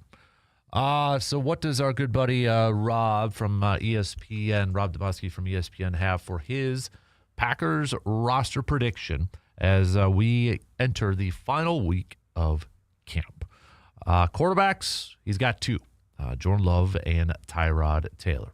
Kyle McCord probably going to be on the practice squad. Running backs, three, Josh Jacobs, Marshawn Lloyd, and Chris Brooks. Says the Packers might be holding their breath that Jacobs doesn't get suspended because of his arrest earlier this year, and that Lloyd could stay healthy after playing one game in his first two NFL seasons. If not, they'll need help here, something we were already kind of discussing. Wide receivers, Watson, Reed, Golden, Sky Moore, Savion Williams, Bo Melton. Packers are deep at this spot, even after losing Dobbs and Dontavian Wicks. Nair, J. Mike had strong camps and would be under consideration if they keep a seventh guy here. Tight end, Kraft, Josh Wiley, Drake Dabney, or a player or two to be named later. Kraft looks like he's healthy enough to be ready for week one after last year's torn ACL, but there's not a lot of proven production behind him. Luke Musgrave will likely stay on the PUP list because of his neck injury.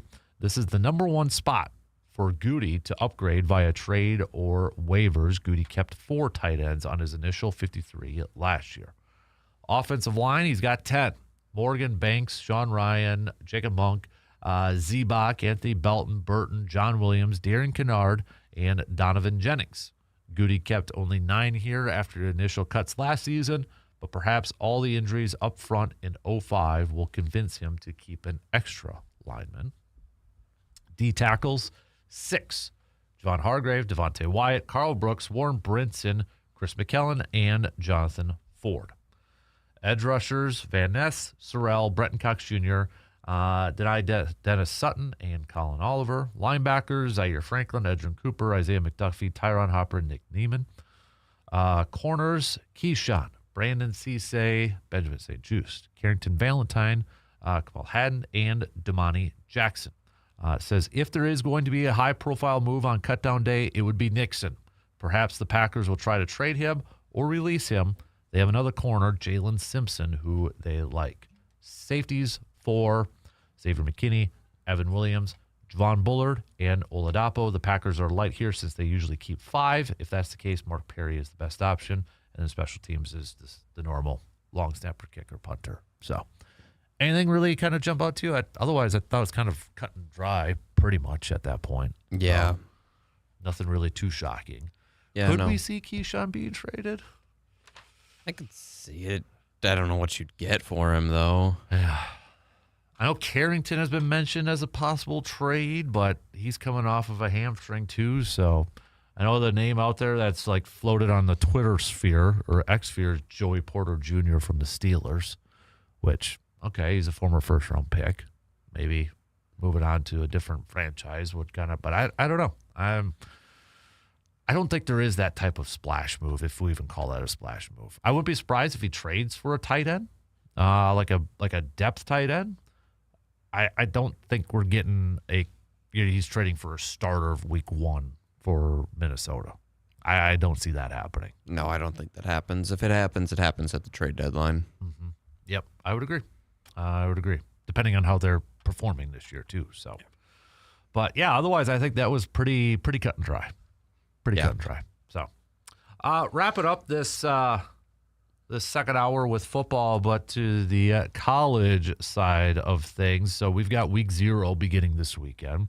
Badgers are going to be starting off next weekend. But the biggest story in college football now is DeQuan Wright, waived by the Browns, is going back to college. Yep. The Cleveland Browns are waiving the tight end who has an agreement in place for the 2026 season to play for LSU if he clears waivers. He is believed to be the first player to have an agreement to return to play in college after signing with an NFL team as an undrafted free agent. He didn't appear, so he originally signed with the Eagles, but claimed on waivers by the Browns on August 11th. He didn't appear in either of Cleveland's first 2 preseason games, and he hasn't practiced in more than a week. This is mind-boggling to me. Sadly, I don't know where you fall on this. I don't think this will be the last. We're going to see more. I never thought we'd see this. I really thought we'd never see something like this happen.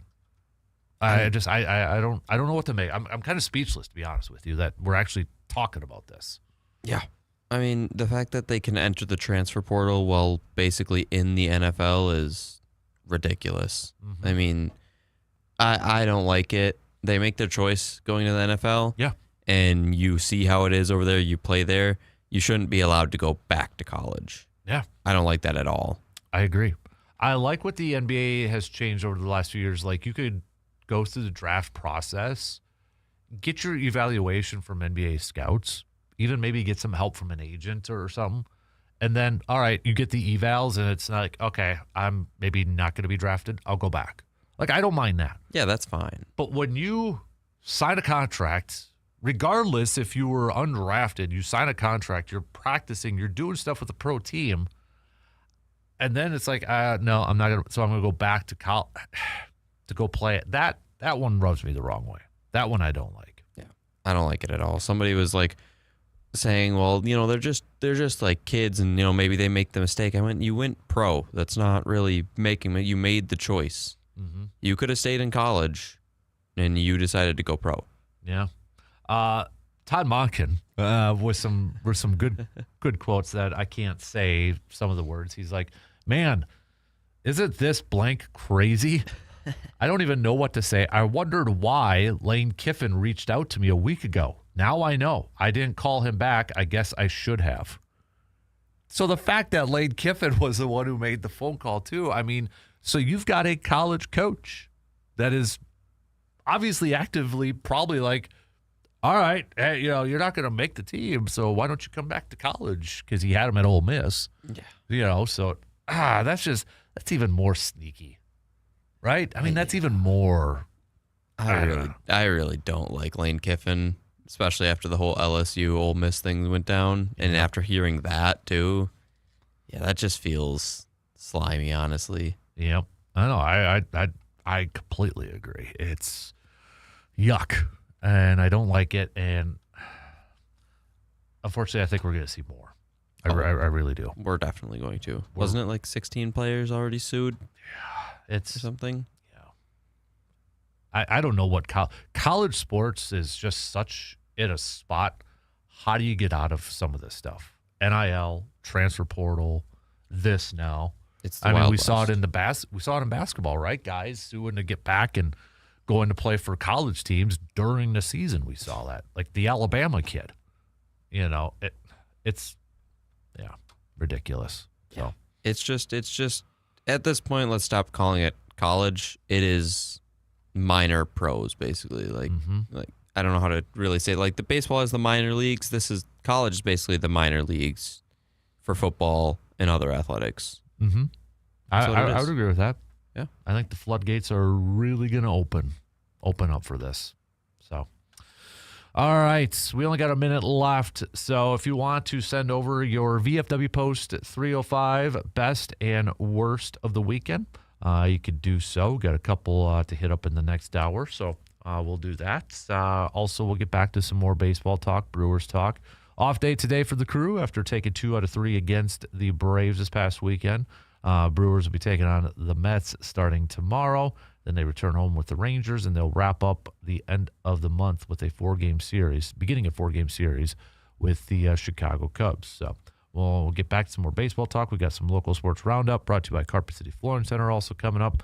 And, of course, some more football talk here too. So, but just a few seconds left until these news updates. Justin, have yourself a good rest of the week. Hopefully, when you're back, well, we're talking still first place Brewers. So, hopefully. Oh, yeah. And then we're on to the regular season in the NFL. So, have a good rest of the week, sir. Thank you very much. All right, we are halfway through. We are at halftime, peeps. News updates. We'll be right back in just a couple minutes.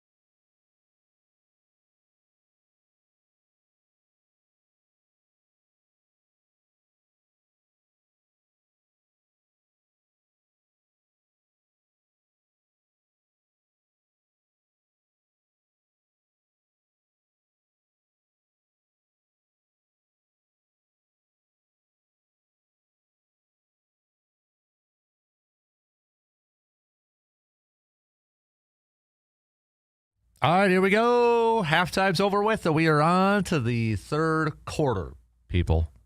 Thanks for hanging out with us and, well, making us a part of your start as you begin a brand new work week here. What is the best and worst from the weekend for you? You can let us know by hitting us up with a message on that Shoe Doctor's bullpen line at 715-830-1912 or hang out in the Section 105 chat room, too. You can do that as well. We spent the second hour talking some football, some Packers football, so we'll get back to that here in a little bit or here a little bit later on. But Brewers-wise, baseball-wise, the Brewers, off day today, but they begin the week still in first place. Best record in Major League Baseball by one game over the Dodgers. And right now, if you look at MLB.com's latest power rankings last week, they had the Brewers at 2, even though they took 3 out of 4 against the Dodgers. But now they've put the Brewers.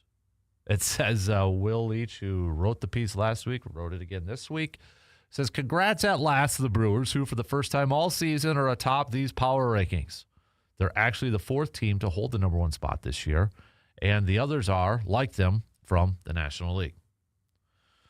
So, what did they say about the Brewers? The Brewers remain on pace for the first 100-win season in their history.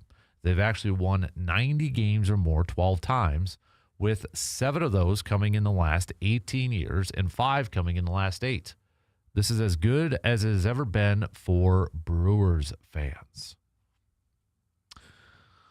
So we got 31 games left to go here for the Crew.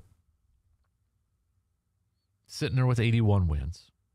They need 19 out of their 31 to get to that pace. It's definitely doable. I don't think there's anybody that would probably question whether they're going to do it or not, but it's definitely on the table, and I think you look at the schedule, it kind of maybe sets up for that, but 100 wins isn't the most important thing. I think right now your goal is division title, securing at least one of the top 2 spots in the National League postseason. 1 seed or 2 seed. Avoid that first round bye. Don't avoid that first round bye. Avoid that first round matchup. Because right now, if the playoffs started, if the playoffs started today, Brewers would be the 1, Dodgers would be the 2. You'd have a series of between the Braves and the Padres, a 3 and a 6, and then the Phillies and Cubs. Wow. I mean, Phillies, Cubs for a 4-5, if it stays that way, that's a heck of a wild card matchup. Heck, the way the Padres are playing too. Braves Padres would be a heck of a matchup. Avoid that at all costs. Avoid that, man. Ooh. That's tough. Regardless of who the Brewers then would play in the second round, it'd be a tough matchup. No question about it. This National League postseason, I think right now, I know we got like 30-some-odd games, depending on who you're a fan of. I think these are the six teams that are currently in the postseason, I think are the 6 teams that are going to have that spot. Now, could we see some shuffling in terms of who's the 1 seed or maybe who the NL East winner is, because the Braves are just holding on to a 3-game lead over the Phillies. And you've got Braves-Dodgers starting tomorrow. So that definitely can change.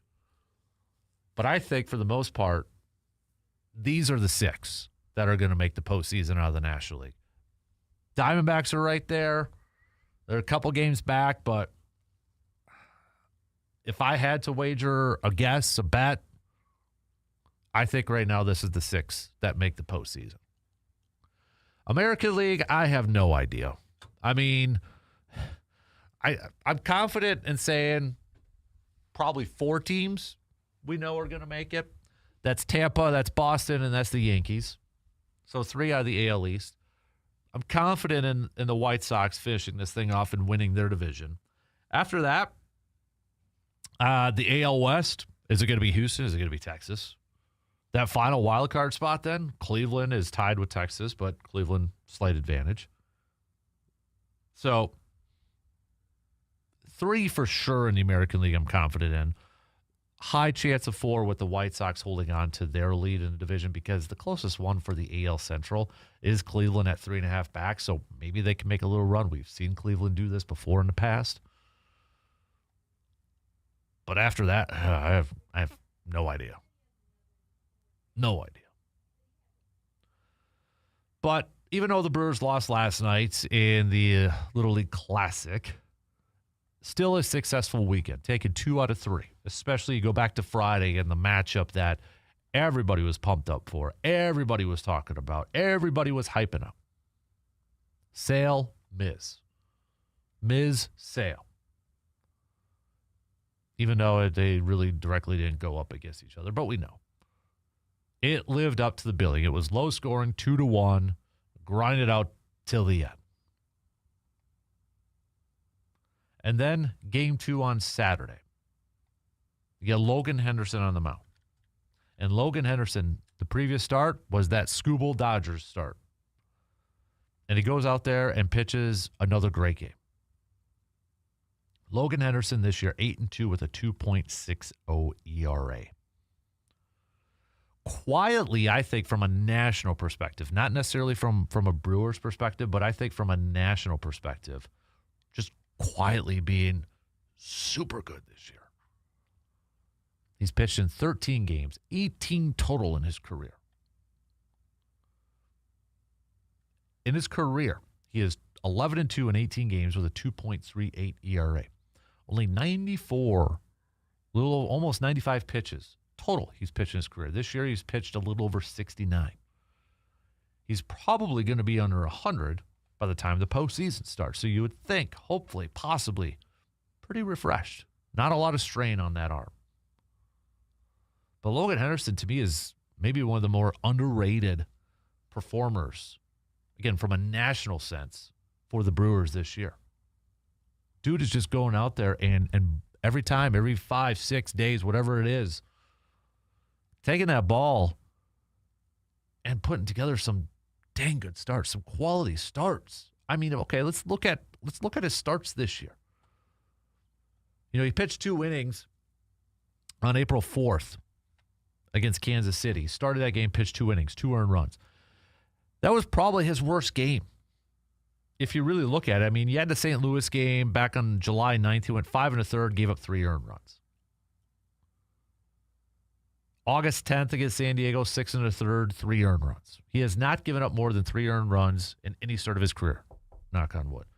But given the fact that it was just 2 innings and 2 earned runs, maybe April 4th was his worst start this season, and that was the first game of the season for him. But this guy continues to build the confidence and hit the 100-pitch mark on Saturday. First time this season.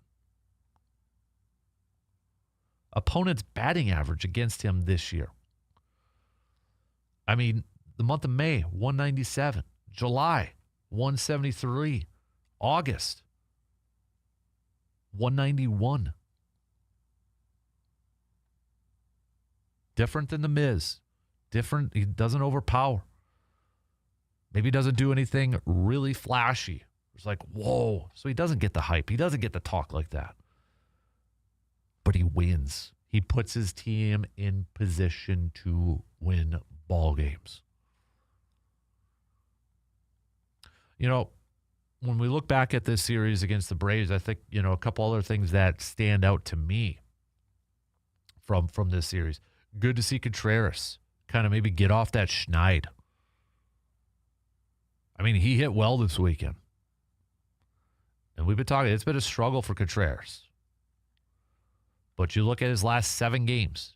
He's now hitting .448 in his last 7 games and slugging .621. Nearly had the walk-off home run last night to center. Nearly had that. But it's good to see him swinging the bat better. 4 singles in game 1 of the series, couple hits Saturday, couple hits last night. Because you need him to be a threat at the plate. You need him back to hitting the ball incredibly well once you get to that postseason. And then, I mean, Jackson Chourio has been hitting incredibly well. He, to me, is just quietly, too, having a very solid season. I think, you know, people know who Jackson Chourio is, but I think people are like maybe just saying, oh, yeah, it's a typical Jackson season. But the guy missed a ton of time at the beginning of the year. He's hitting .280 above career highs. Career high in that. Career high above his career average in on base, above his career average in OPS. He ain't going to get the 2020 season unless he steals 7 more bases here. But then how about Lara? I mean, Lara, in his last 7 games, he's hitting .333. But if you expand it a little bit further, 47 at-bats, Luis Lara's hitting .277. I mean, he's kind of putting up the Sal Frelick numbers that Sal Frelick was doing last year. Now, Sal Frelick sounds like he's going to return for this series against the Mets, and maybe at a good time if Garrett Mitchell needs a couple days off after getting hit in the forearm. But we've seen what Lara can do defensively too. But yeah, now we're month and change, 31 games left to go here for the Brewers. And we're all focused on a week from today. That series against the Cubbies beginning a 4-game series in Wrigley. Take care of your business beforehand. You have to take care of business with the Mets starting tomorrow. You can't go into New York and drop in that series. You return home against the Rangers. Yes, it's a desperate Rangers team trying to hold on to a playoff spot, trying to hold on to a division, maybe potentially a division lead if they can overtake the Astros. But they're a 500 at best team right now. They're under 500 right now. You got to win that series. Don't look ahead to a week from today. Pat Murphy, this is his thing. Everybody knows it. Win tonight. Win tonight. Win tonight. And they have to do that. They can't look ahead to the Cubbies. They can't. But the worst thing that could happen to the Cubbies, or the worst thing that could happen to the Brewers, is you get to that Cubs series and all of a sudden your lead in the division's like at 3. That can't happen. All right, let's take a quick break. Plenty more Brewers talk, plenty more Packers talk coming your way. VFW Post 305, best and worst from the weekend. We'll hit that up too. We'll be right back in just a few minutes.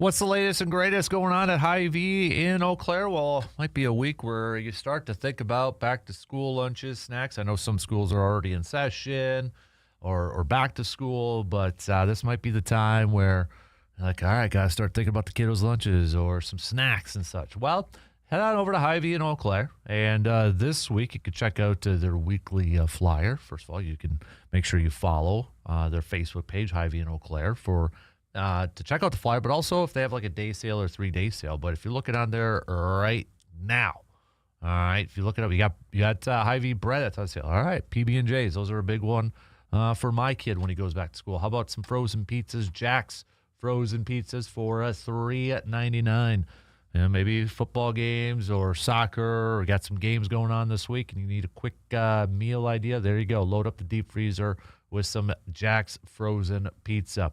Or maybe you want some sweet tooth. Maybe you want to take some bakery goods to back to school. $5.99, 12 count of their delicious cookies over there too. If you haven't had some of the fresh baked cookies from Hy-Vee, you are missing out. So, but again, you can check out. They've got deals too on Pepsi products, $6.99 for 6 count. So if you want to check it all out, go to Hy-Vee in Eau Claire's Facebook page. Check out their flyer for this week's deals, and make sure you are following Facebook or following Hy-Vee on Facebook, just in case they have another day sale or 3-day sale. And you can save money at the gas pump with their perks. One other thing with the Brewers that popped up this weekend that I think surprised everybody. Brandon Woodruff. We have a Brandon Woodruff update. When was the last time we talked about Brandon Woodruff? It's been a hot minute, right? Just assume that he was going to have surgery. He's done this year, probably going to be done next year. That's changed. Is it a chance we might see Brandon Woodruff pitch again in 2026? What tomfoolery is this? There's a chance, a small chance. So where has this come? So Brandon Woodruff underwent some scans, 4-week scan, and the scans showed that there was some unexpected healing, and now he will not need surgery. So instead, he's going to begin a 5-week throwing progression and continue some other plyometric work as part of his rehab. Now, the chances are low, very low, that he could potentially return at the back end of the season. Pat Murphy saying, I think there's a low possibility, but I think there's a possibility. We also have to think of the reality of it. Now he has to pick up the ball. Now it's the progression back. How quickly? How much risk is there in that? But we'll do anything we can to have Woody as a possibility for any part of this season. Nobody had that on their bingo card. So Brandon Woodruff did confirm to Kurt Hogg of the Milwaukee Journal-Sentinel that he will no longer need surgery due to the surprising amount of healing that was revealed in his 4-week scan. Brewers.com says, suddenly plans for going under the knife were scrapped in exchange for a 5-week throwing progression. Man. So, I don't think it happens. I think a lot of people don't think it's going to happen. But this would be such a awesome story, wouldn't it be? It'd be such a cool story. Make the movie right now. Brewers make the postseason. They need an out to maybe get to the World Series. In steps Brandon Woodruff. K's the guy. Brewers are off to the World Series. Man, that's something that Hollywood makes, for crying out loud. That's a Disney sports movie. I don't think it'll happen. But the fact that we're August 24th, possibly happening. Oof.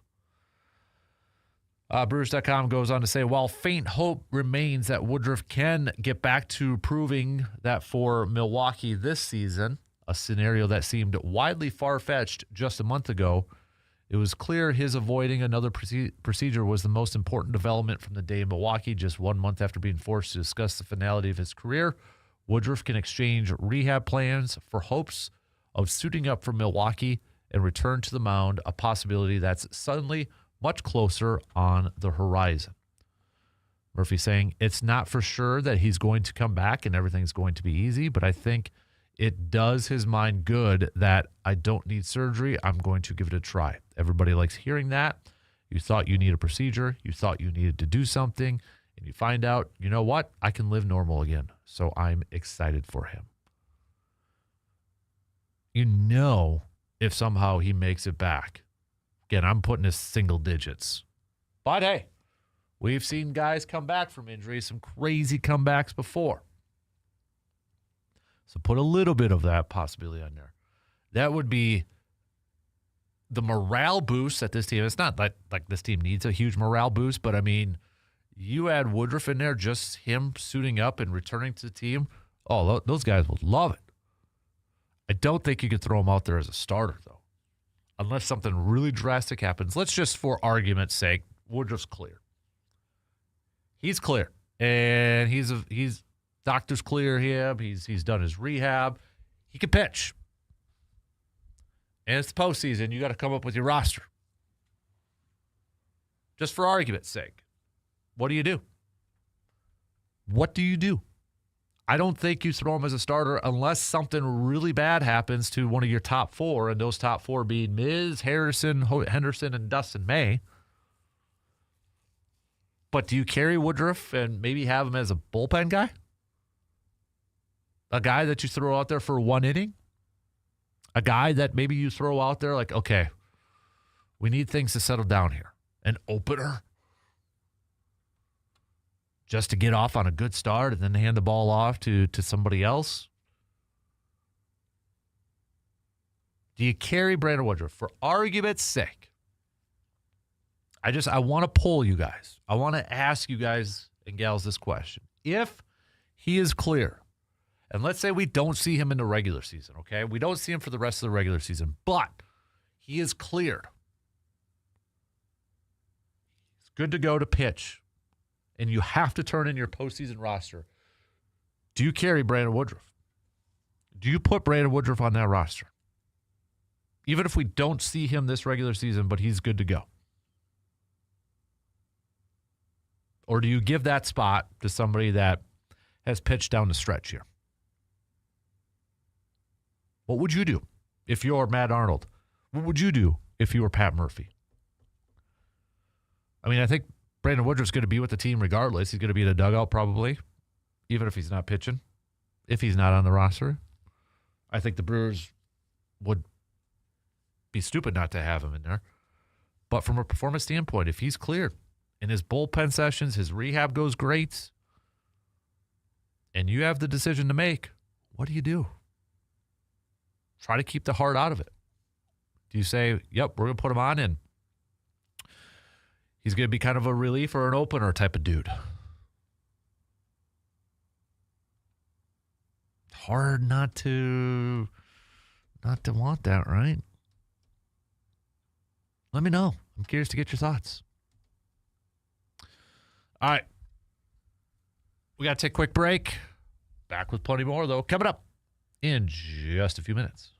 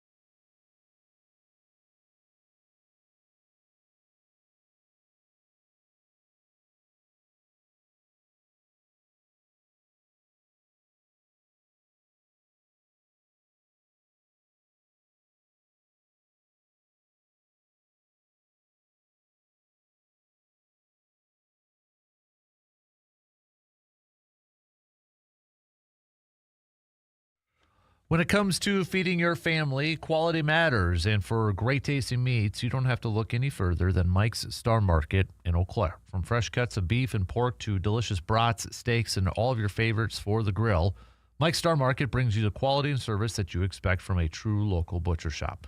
Whether you're firing up the grill, planning a family meal, or stocking up the freezer, stop by Mike's Star Market and experience the difference of shopping local. Mike's Star Market in Eau Claire. Quality meats, hometown service, and a tradition that you can taste. So we've been talking, looks like a lot of you, we've been talking about Brewers and a little Brandon Woodruff and such, but it looks like a majority of you that are chiming in on our Woodruff question. And if you missed it, it's a big if, but if he gets cleared to pitch in the postseason, do you add him to the playoff roster or not? And it looks like majority of you say bullpen. And if he does get cleared and if they do add him to the team, I would agree with you. It would have to be like bullpen, or you're going to use him as a I don't think you need to use an opener, but maybe an opener. You can only do like an inning, maybe two. Something like that. You can't do a whole lot more, and at least one outing for Woodruff. And he is one of those where it's like, okay, you're pitching an inning, or you're pitching a game here for an inning, and then you're not available for the next one. You know what I mean? I'd still be nervous, really nervous. So, but if you want, you can continue to send those on over, your thoughts on the situation. Brewers have the off day today before taking on the New York Mets in a series starting tomorrow. Then they'll return home quickly for a 3-game set this weekend against the Rangers, and then just a quick trip down south to take on the Cubbies for a 4-game set at Wrigley Field. Let me double check, but I believe after this series against the Mets, okay, they got a trip at Baltimore too and Philly, but no more West Coast stuff here for the Brewers. They're pretty much staying in the Midwest, a little bit to the east here, obviously with New York starting tomorrow. So no more West Coast trips. We're done with that. Not a whole lot of traveling. When they do travel, it's not that far. So hopefully that's a bonus, and hopefully that's something that benefits the Brewers down the stretch here. But definitely, even without the Brewers play, if you're kind of into a little bit of scoreboard watching and just kind of keeping an eye on how everything is maybe going to shape up for this race for the top spot in the National League, or at least the top 2 spot in the National League, there's a couple games or the division against the Cubbies. Don't want to overlook that. Cubs do face Arizona in Arizona tonight, an Arizona team that is trying to stay in this playoff chase, trying to catch up to the Padres. So you got that. But tomorrow, you can do a little scoreboard watching and pay attention. You got the Dodgers visiting the Braves, along with Cubs and Diamondbacks continuing their series. If you're a Brewers fan, that's the 2 teams you're really focusing on now. Cubs and then the Dodgers. Take care of the division, and then you can worry about top spot or top 2 spots. And I know some of you have talked about this. I've seen it talked about online. And it's going to continue to happen until we get to the postseason. It's going to be a topic that's thrown out there. It's going to be a discussion. Would you rather have the 1 seed or the 2 seed? Because if MLB playoffs started, today, you're talking about Brewers as the 1 and maybe potentially facing either the Phillies or the Cubs, 4-5 matchup. Whereas the 2 seed would face the winner between the Braves and the Padres. The Braves being the 3 and the Padres being the 6. So some are wondering, would you rather be the 2? Because you'd rather face the Braves, or maybe rather face the Padres than either the Cubs or the Phillies. That's being thrown out there. It's being discussed. It's being talked about. I want to wait till we get closer. And I don't like getting into rather face. Regardless, Brewers are going to be facing a good team. If the goal is to get to a World Series, to win a World Series, you're going to have to beat good teams. The National League has got some good teams in it. The National League is the better league. Of their top 6 versus the American League, the National League has the top 6 teams. So it's going to be tough, very tough, to get through that league when it comes to the postseason, regardless of who they're going to be playing in their first matchup in the postseason. And I guarantee you the Brewers, they ain't worried about that. They ain't going to be focusing on, well, should we lose this game or should we try to focus on getting to 2? I think, 1, you win your division first. Take care of that. Get the home series. And then you focus on remaining in the top 2 to get that bye. And I think the bye is going to mean a little bit to this Brewers team too, a little bit more to this Brewers team too, because that way you give some of your young pitchers, some of your pitchers a little bit of an extra rest. And they're trying to do that right now with their 6-man rotation that they're going out there. Trying to give an extra day in between starts for these guys. They're going to prioritize rest. And depending on where things get for the final week of the regular season, do they got stuff locked up or not? They probably won't have a top spot locked up. But if they have a top 2 spot locked up, could they alter their thinking? Could they alter how they go about who gets starts, who they're going to start, this, that, blah, blah? Possibly. Probably a decent chance at that.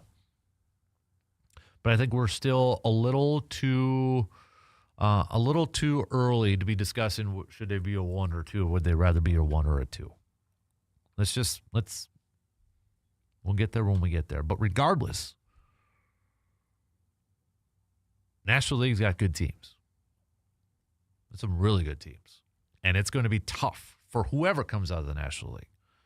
They're going to have tough matchups. Tougher than the American League, I would argue. But that's just my opinion. So yesterday, injury-wise, I know Brandon Woodruff is the big one. But Garrett Mitchell left the game yesterday after getting hit in the arm on a pitch. Doesn't seem like it's going to be something too concerning, but it does come at a time, too, where Sal Frelick sounds like he is going to be coming up and joining the ball club for this series against the Mets.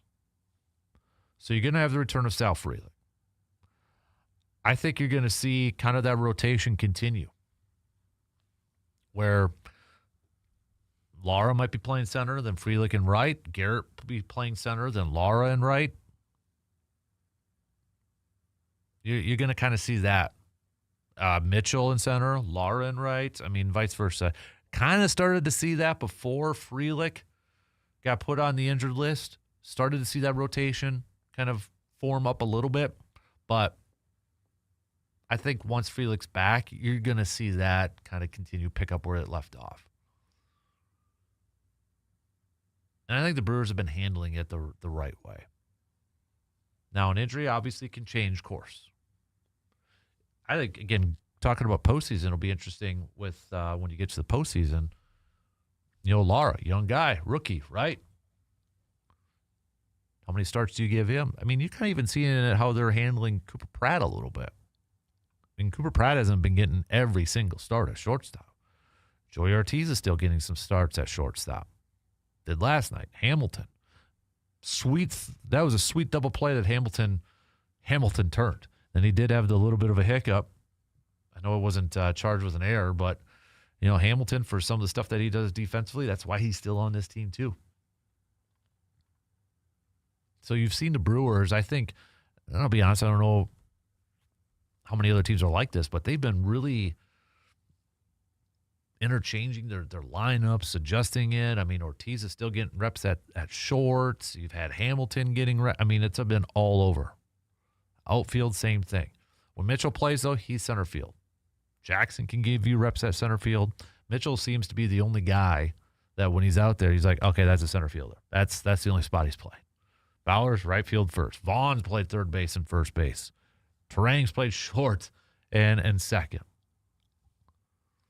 Frelick, he has the ability to play center, but he hasn't done it this year yet, I don't believe. But it just seems like Garrett's the only dude that straight up plays center field, or in this case, too, Yelly's probably just straight up DH when he does come in and play. All right, we got to take our final break here. We'll wrap up the third hour with a little VFW Post 305 best and worst from the weekend. We'll hit that up. Coming up after these quick words.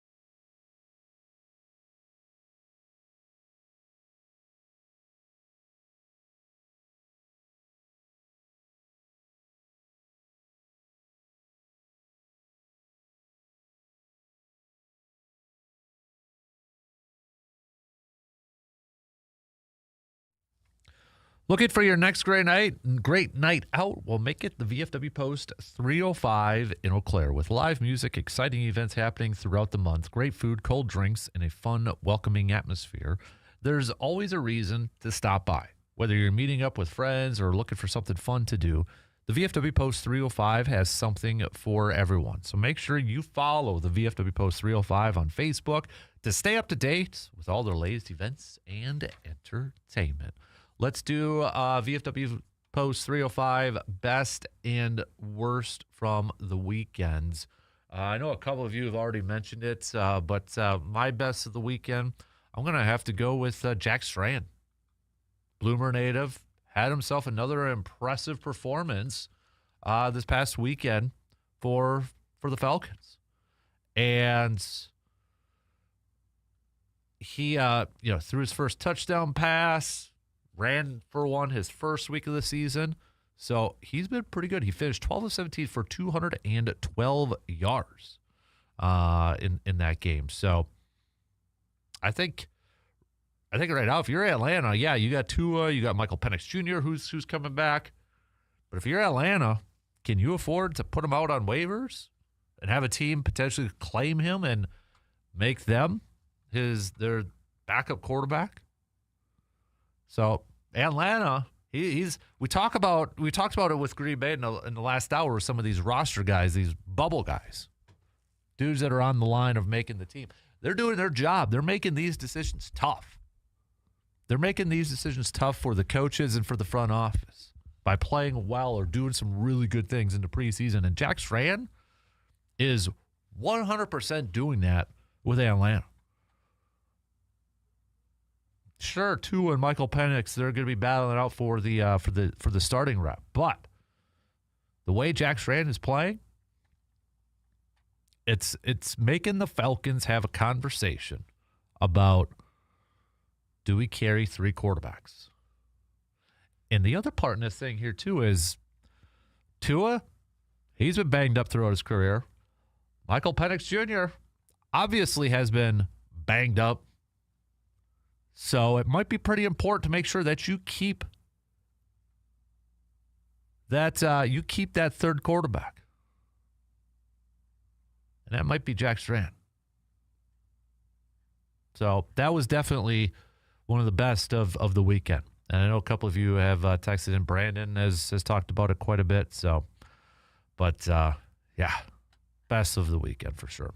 Worst of the weekend, I know we kind of opened up with it, but just horrific, tragic, awful news out of our friends over in Alma Center with the passing of high school football player Adam Massman. I mean, just absolutely awful, horrific, tragic. I can't even imagine. I can't even imagine what a lot of our friends in Alma Center and his family and friends are going through. So thoughts, prayers to everybody involved in that, but just awful, awfully awful situation and sad situation. So definitely the worst. So all right, coming up next hour, we'll get back to some more Packers talk here as we take a look at the final week of this preseason, final week of camp for the Packers. Who are some players that this is a huge week for them that are maybe on that line that, all right, they do well at joint practice or they do well at Friday night's game that they could win a job? Who do you think is a player or players that are right on that line that they just need one more good week or one more good game to push themselves onto that roster? There's one name. There's one guy that I think has done such a great job in preseason and training camp that I don't know if he's going to make the team even with his play. And I think Green Bay is going to really, really, really hope that they can stash him on the practice squad. But there's one guy that I feel like he has been awfully good this year. I don't know if he's going to be able to have done enough, though, to overtake somebody else. Because that's the other thing, right? Have they done enough, these guys that are on that line, have they done enough to take a job from somebody else?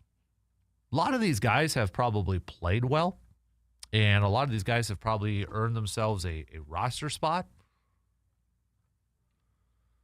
But have they played well enough? Have they played well enough to overtake somebody's job? That's what it boils down to. And I think that's going to be the case for some of these players is like, yeah, they did really well. They played really well. They did a good job. They did this. They did that. Definitely deserve a spot. But was it enough to overtake somebody else's job? So I want to highlight one individual coming up here in the next hour. But if you haven't had a chance to give me your scouting report from the Friday night's game, who stood out to you or what stood out to you? All right, you can hit me up on that Shoe Doctors bullpen line, 715-830-1912. Or, again, you can hang out in the Section 105 chat on our video stream on YouTube. So we'll get to that coming up in the next hour. But can continue to send us your VFW Post 305 best and worst from the weekend. Also, if you want to hit up some Brewers talk, what would you do with Brandon Woodruff? Let's say for argument's sake. Just straight up for argument's sake. I know it's slim, and I'd be surprised if it were to happen. But with the news that Woodruff no longer needs surgery and he's going to begin a 5-week throwing program, if he is cleared without having to pitch any of these final games in the regular season, but if he is cleared for the postseason, do you give him a spot on that playoff roster? It would have to be a spot over somebody who is playing right now, probably. Would you do it? Put yourself in Matt Arnold's shoes. Put yourself in Pat Murphy's shoes. It's tough, isn't it? How do you balance being a fan? How do you balance? Because got to win ball games too. Does he give you the best chance over somebody else? And you got to factor in the injury part to it too. All right, shot clock's going to cut us off, and then we are on to the final quarter, the final hour on this Monday morning. Like I said, we'll open it up talking some more football, Packers football, as it is the final week of camp, and then we can focus on the regular season. I know for a lot of you, probably saying it is about time. All right, some news updates, and we'll be back in just a skosh.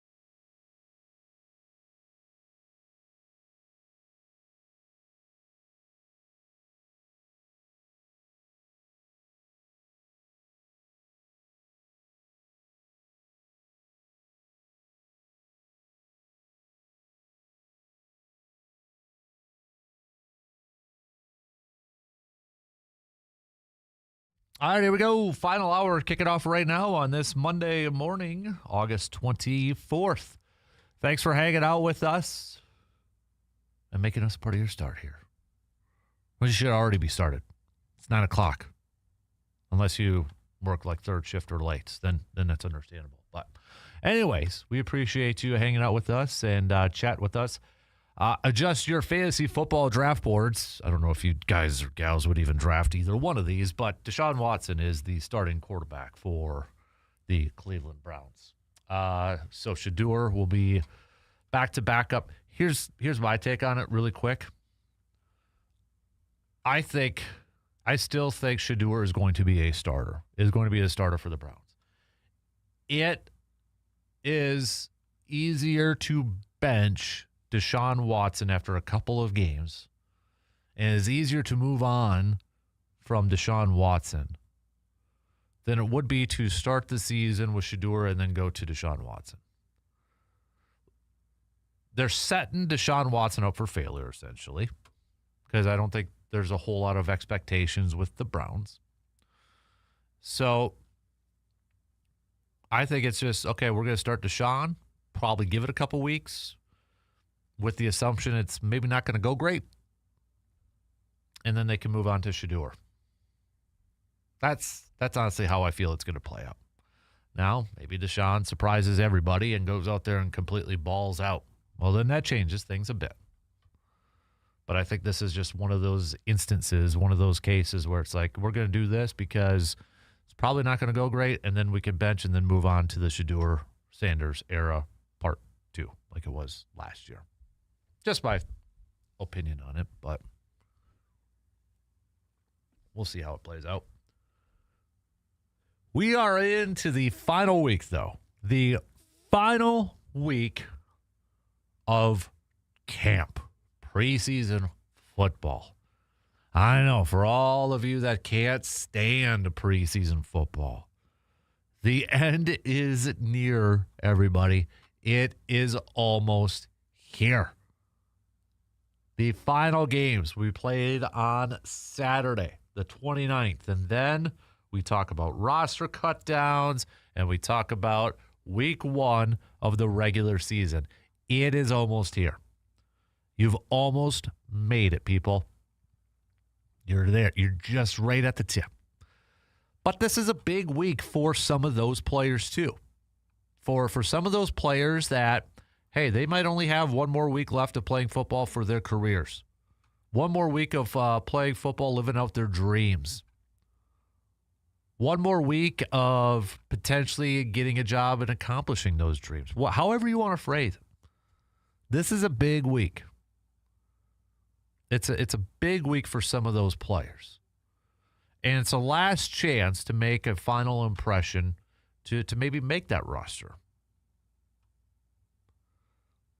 We're going to see almost every team maybe keep an undrafted free agent, or there's going to be a surprise player like, dang, didn't have them on making the 53 at the beginning of the year. But gosh darn it, they played so incredibly well, they deserve a spot. A lot of teams, majority teams, yeah, they're all going to be like that. So from a Green Bay point of view, though, from a Packers point of view, who are the players that are maybe right on that line of making this team that maybe we didn't have on our bingo cards at the beginning of training camp, at the beginning of the preseason for making the team? I mean, you could look at some of the wide receivers. And I think it's going to be really hard for whether it's Shepard, whether it's Nair, whether it's J-Mike. They've all flashed at certain points in camp. They've all had solid games. But you look at that depth, and unless they decide to keep 7, or maybe they do a surprise cut, Bo Melton potentially could be a surprise cut, but they love Bo Melton. He does all the little things.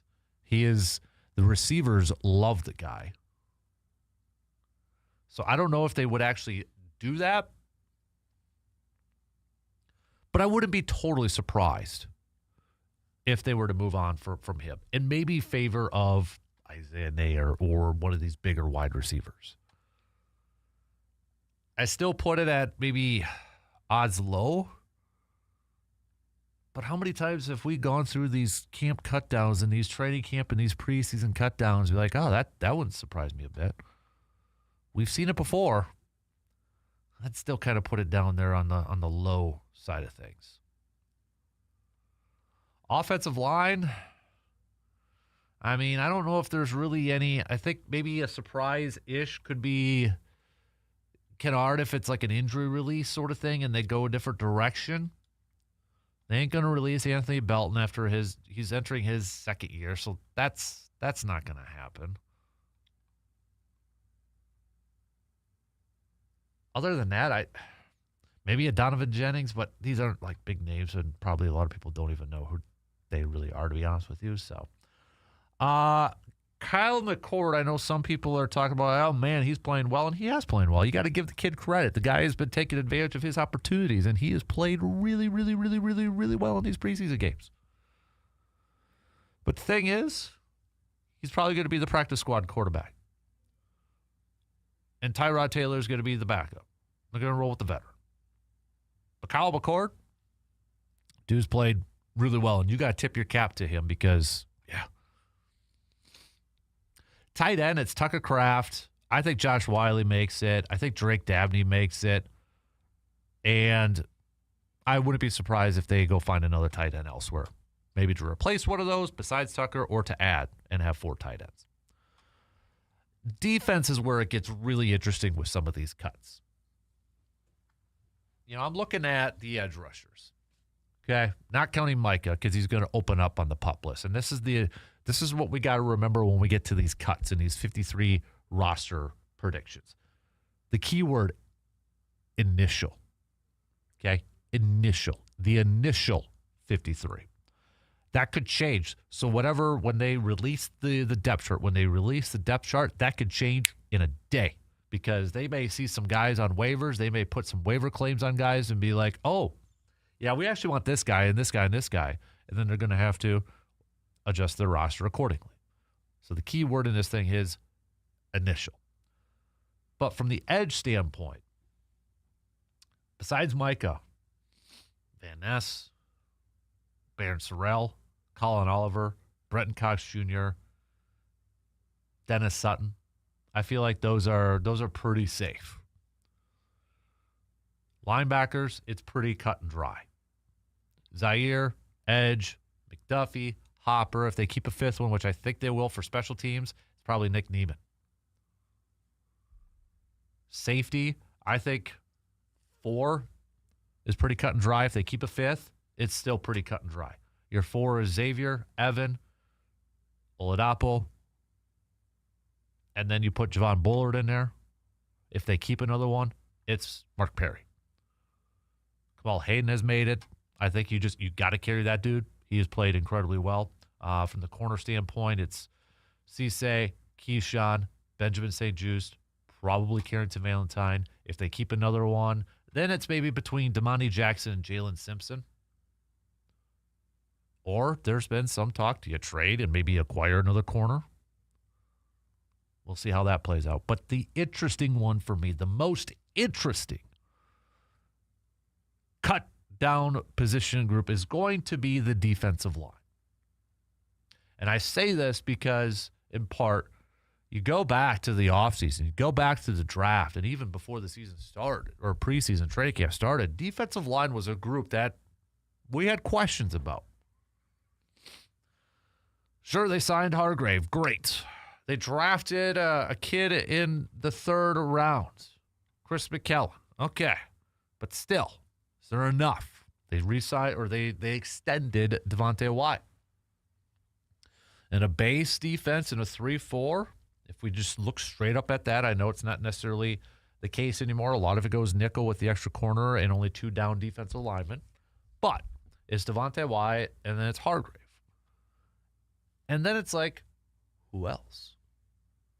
You got Carl Brooks, who's been there for a couple of years. A little bit of a down year last year, but his first couple of years, like, okay, it was impressive. And there was even some chatter about, Maybe Green Bay trying to sign him. Maybe kind of like to an Isaiah McDuffie type of deal and just kind of keep him around for a few years.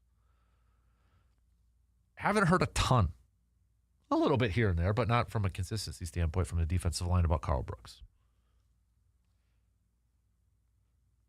You got Chris McKellen, who is coming off of a great performance in Game 2 of the preseason, getting in the backfield, eating up some offensive linemen. That's what you want to see, right? Stackhouse was the guy last year, undrafted, thought about, okay, he's going to be the TJ Slayton replacement, run-stopping defensive lineman, eating up the blocks, letting the linebackers do work. And Stackhouse, well, he struggled last year. Wasn't that guy. But he's had a little bit of a better camp this year. You've got Warren Brinson, rookie last year out of Georgia. Was seen more as a pass rushing guy, got some more opportunities at the back end of last year after Devontae Wyatt went out. He's had some good moments this year. Jonathan Ford on his second run with Green Bay. Initially was with Green Bay. Last year began with Chicago. Green Bay picked him back up. And you look at him in person, there's a dude that towers over everybody on that defensive line. If they want a straight up, early down, run stuffing, big guy in the middle of that 3-4, Jonathan Ford is your dude. But to me, the player that is going to be the most interesting player to follow on Camp Cuts is a name that maybe a lot of people have not heard of before. And that's Anthony Campbell. 6'6", 307, number 60 in your program guides, in your program books, okay? He originally signed with the Seahawks as an undrafted free agent in 2025. Released after camp, and he spent the start of the season on the Seahawks practice squad. Packers signed him to the practice squad on January 7th of this year. But this is a guy who early on in camp, the biggest thing you heard about him was, man, he's batting a lot of balls. He's kind of disrupting the line, the offensive line. And then this past game against Denver was getting into the backfield, sack. I mean, this is what undrafted rookies are supposed to do, or first-year players are supposed to do. Go put your stuff on tape. Go show that you belong in this league. And Anthony Campbell did that with a TFL, a sack, and he has just been consistently showing up at training camp, on practice. You follow some of the reporters. You've gone to practice. You've probably seen number 60 make a play. I just don't know if Green Bay is going to have, and I'm going to use this word, and it might be a little dramatic, but I don't know what other word to use, courage. I don't know if Green Bay is going to have the courage to put him on the 53 right away. Because Hargrave and Wyatt are locks.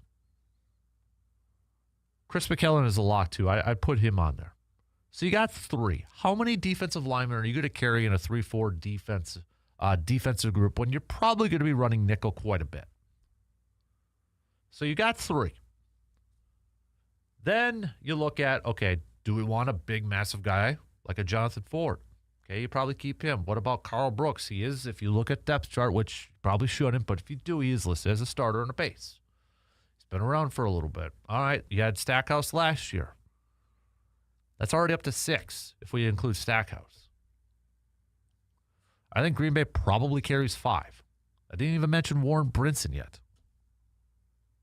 So I just think the numbers there are not in favor of Anthony Campbell. I think Anthony Campbell has played well enough to earn a spot. I just don't know if he's played incredibly well where, like, he's going to go over these guys, if that kind of makes sense. And it's going to be a risk to put him out on waivers. There might be a team that picks him up and adds him to the 53, but if Green Bay can sneak him on the practice squad, that's a sneaky good pick. This is my dude for the Lindsey Pipkins Memorial Award type of player. I probably won't even pick him to make the roster.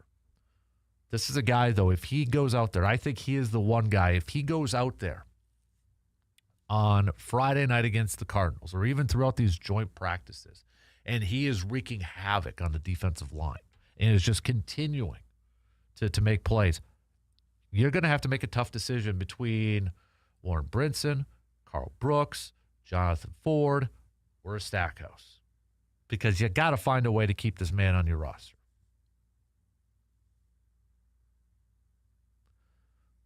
But I will just, as a little PSA, as a little public service announcement, the one player to watch this week, the one player to really focus on and watch in that final preseason game on Friday, number 60.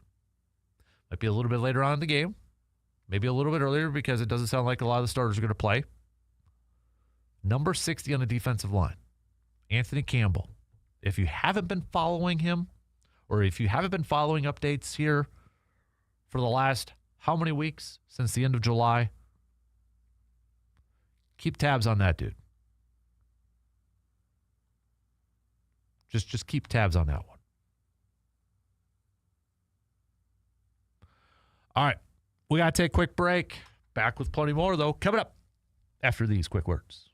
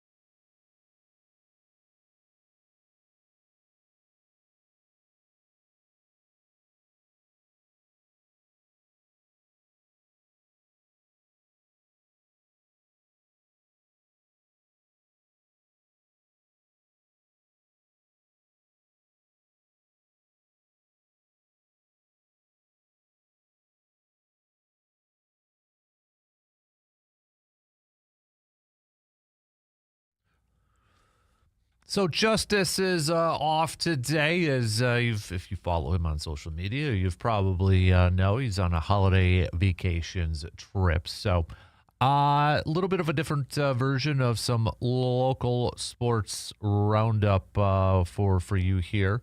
So let's just kind of jump into it. I know on Thursday we talked a little bit about the Thursday games with Mr. Berg, Mr. Brandon Berg, Chippewa Herald.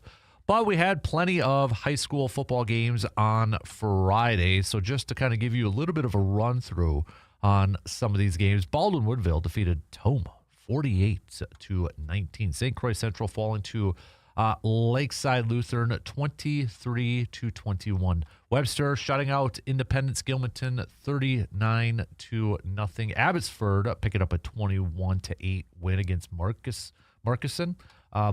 Arcadia defeating Blair Taylor 52-0. We had Edgar, a game that Brandon was highlighting on Thursday. Edgar versus Cadets, and Edgar picked up a 21-0 victory.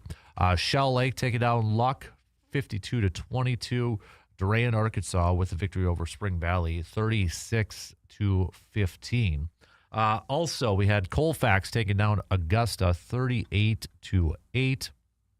And then Cameron taking down Barron 42-34. Elsewhere, we had Alma Center Lincoln, and again, we already mentioned they did defeat Turtle Lake 42-18.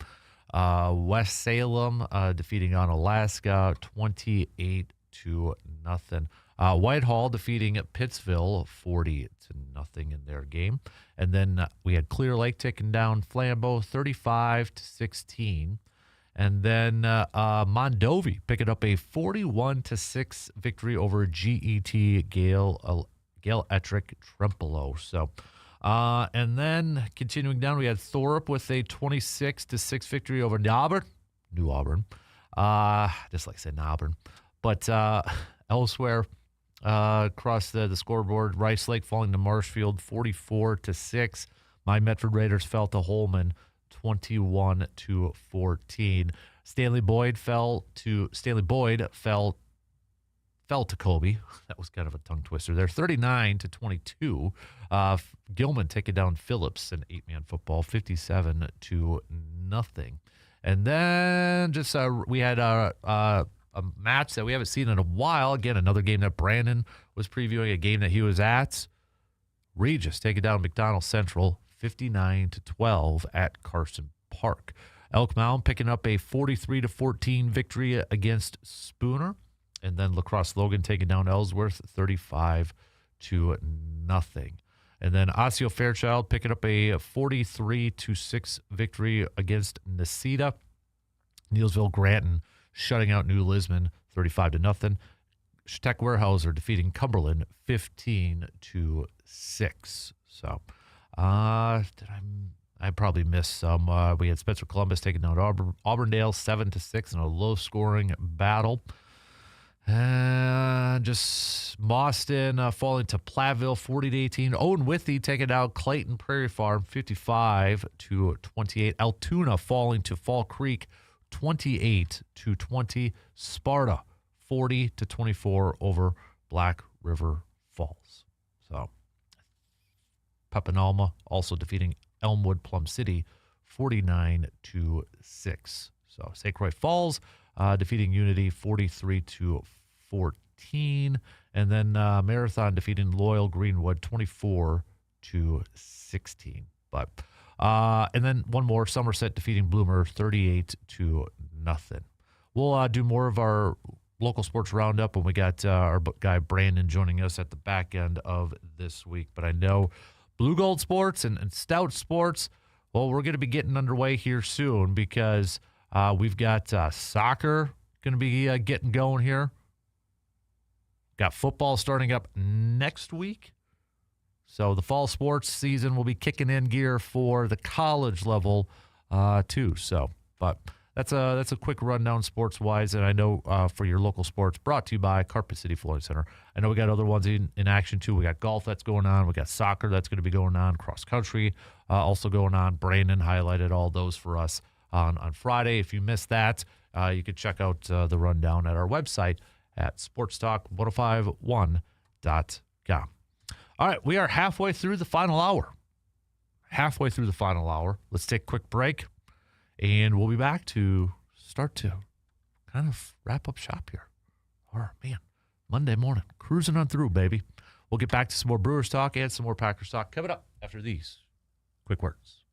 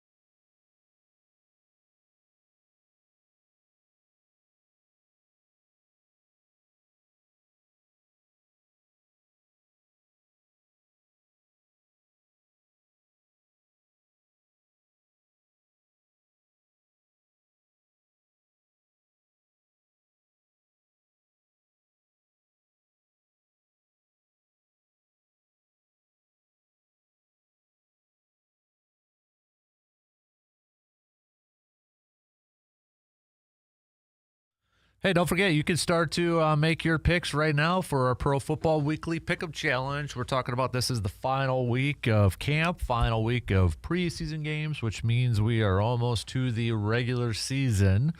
So get on over to our website. I'll walk you through it. All right, you just type in sportstalk1051.com. Once that homepage opens up, scroll down just a little bit. If you're using a computer or your phone or maybe a tablet or whatever, you're going to see an image that says Win Stuff. You click on that. When that window pops up, you're going to see another image that says Pro Football Challenge next to win a pair of tickets to Rock Falls or win some Micon Cinemas passes. White Micon Cinema tickets for 2. Click on the Pro Football Challenge. And then, boom, that's it. Big thanks to Home Oasis and Wisco's for our partners for that. Winners at the end of the year. Whoever has the most amount of picks right, you're going to win a prize pack. So it's free to play, free to sign up. Again, just go to our website and you can start to sign up right now. I ain't making picks yet until we get to that week. There's still a lot of things that could happen leading up to that week. Knock on wood, injuries, stuff like that. Trades, possibly even. Who the heck knows? But Matt LaFleur, Packers head coach Matt LaFleur, is at the podium, and a lot of talk, obviously, initially has been with the Cardinals coming to town, joint practice. His brother being the head coach. I don't know if a media member has asked anything about, Packers defensive coordinator. It's also Jonathan Gannon's the previous head coach for that team, so. Don't know if anybody's really asked that. I mean, he just got fired from them this offseason. So, really quick, Brandon Cisse, he did say should be good to go. Should be good to go. So, anybody worried, maybe take a little bit of a breath. But Warren Brinson apparently will miss a little bit of time with a calf injury that he suffered in warm-ups out in Denver. So, maybe we were just talking about the defensive line. Maybe that factors into who they keep. Other updates, Josh Jacobs will participate in team practice, but he'll be limited. And then, Brandon Cisse is going to be taking part in 11-on-11s. So, good news. Just keep it going. So, but if anything else happens to pop up this morning, we'll keep you posted. So, again, off day today for the Brew Crew. Earlier on, I had asked the question with the news, with the update that, hey, Brandon Woodruff does not need surgery. That there was actually unexpected healing. This is going to be a question I have for Dr. Crow at the end of the week.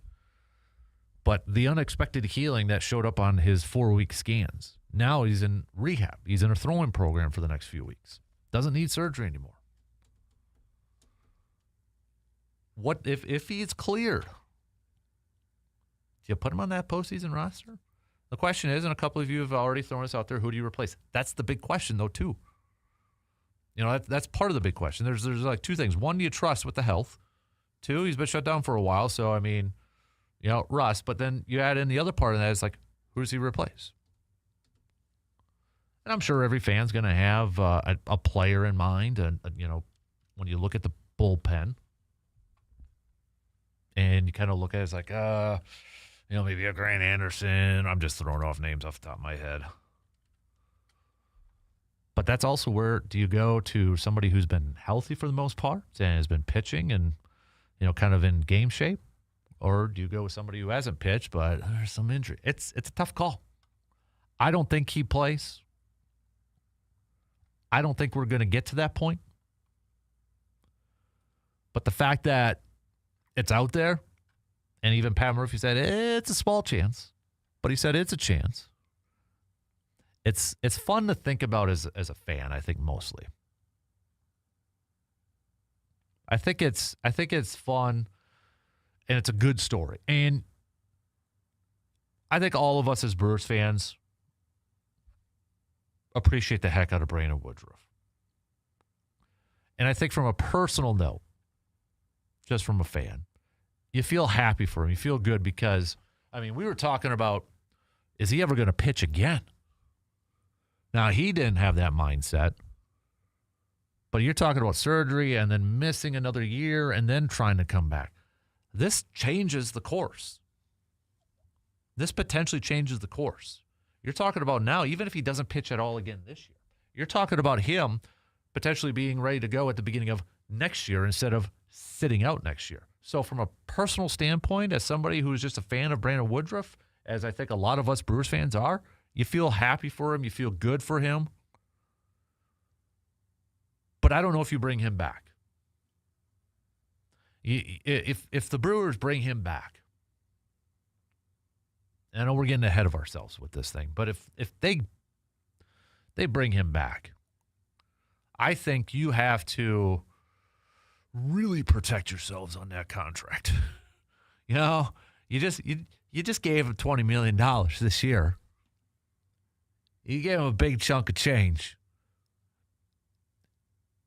And I'm not blaming Woodruff because you can't forecast this stuff, but you probably can't and you probably shouldn't invest a lot of money in that again. And I don't know if Brandon Woodruff, and I know some people are going to say, well, he should give the Brewers a discount for all that. And maybe he does, maybe he doesn't. I don't know. Yeah, I don't know.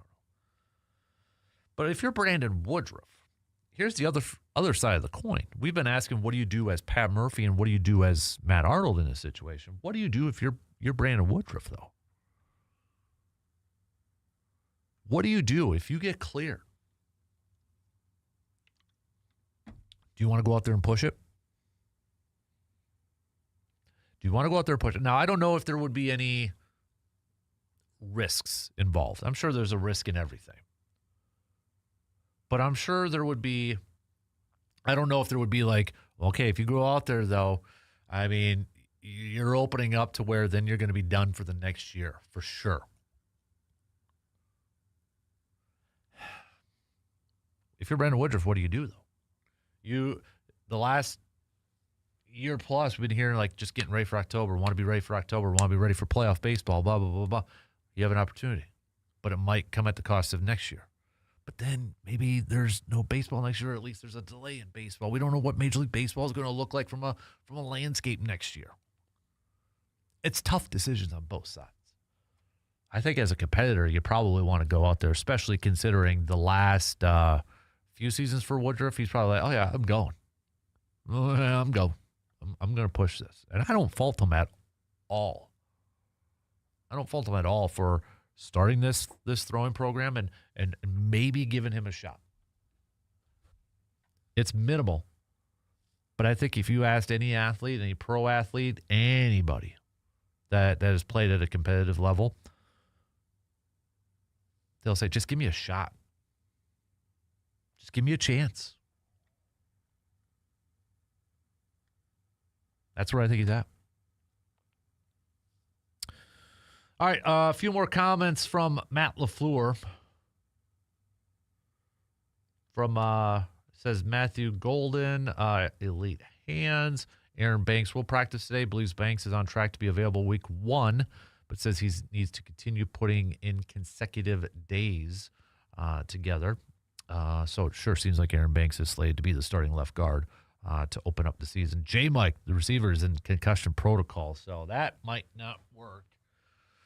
Or I shouldn't say work. Might not help with that cut down day. It's about availability, right? It's about availability. All right. Tell you what. Let's take our final break. And we'll start to wrap up this hour. We got some picks. Not a lot of baseball games, but we got some picks. So we'll get to that as we start to wrap things up here on this Monday morning. Final call. Final call for any thoughts, any messages, any takes that you want to throw out there for consideration for the rest of the fans, for the rest of the listeners. Please hit me up. Okay? We'll take a quick break. Back with more in just a couple minutes.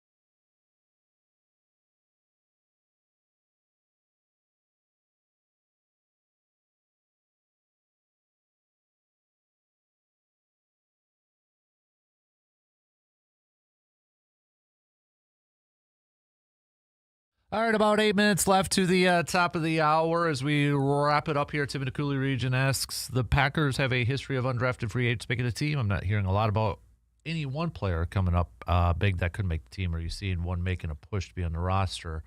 I guess for the players strictly undrafted for this year, the easy one's probably J. Michael Sturdivant, the wide receiver that has been really, really impressing from Florida.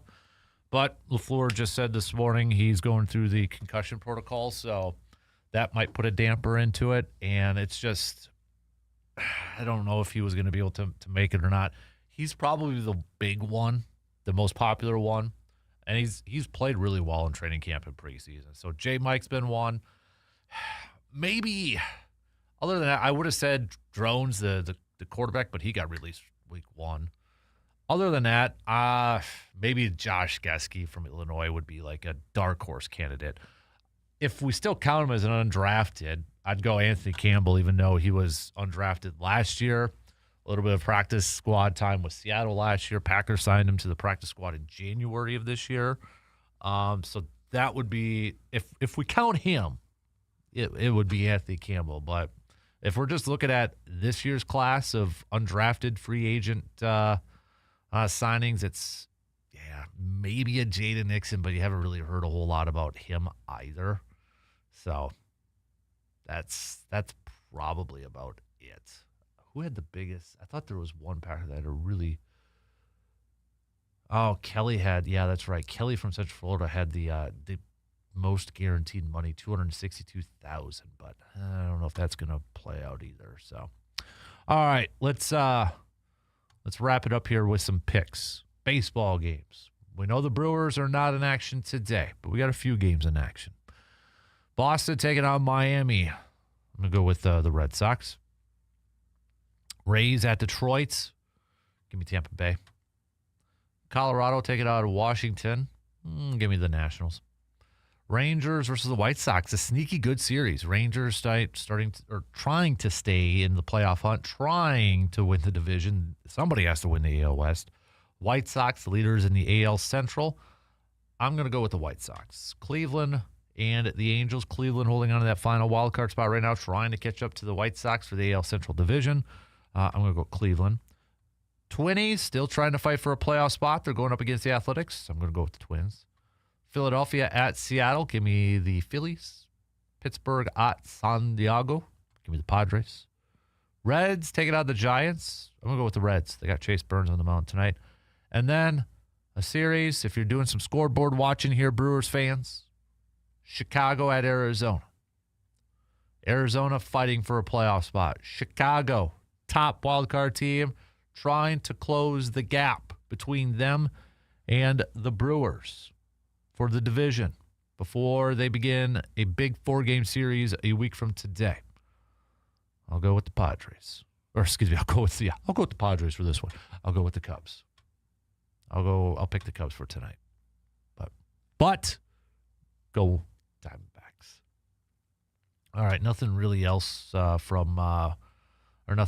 really from LaFleur's presser.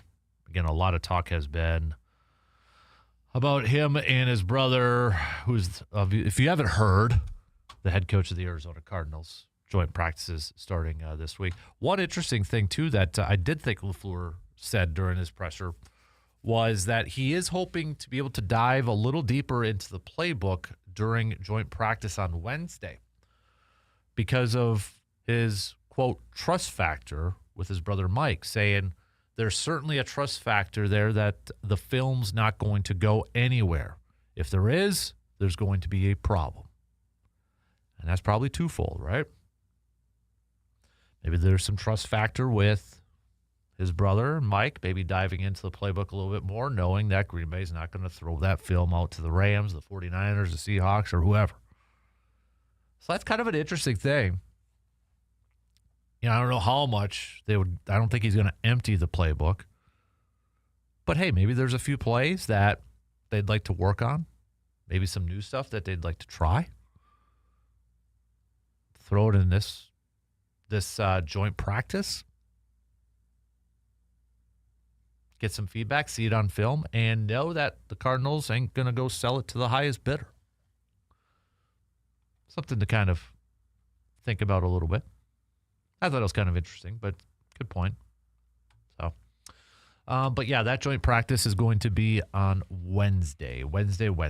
And if you're going to the game on Friday, don't expect Jordan Love, and a lot of those starters to play, because it sounds like with the joint practice here, that's what they're going to really focus on, and he'll sit out, and then on to the regular season, week 1 against the Minnesota Vikings. So less than 3 weeks. Was it 3 weeks from yesterday? Yeah, 3 weeks from yesterday.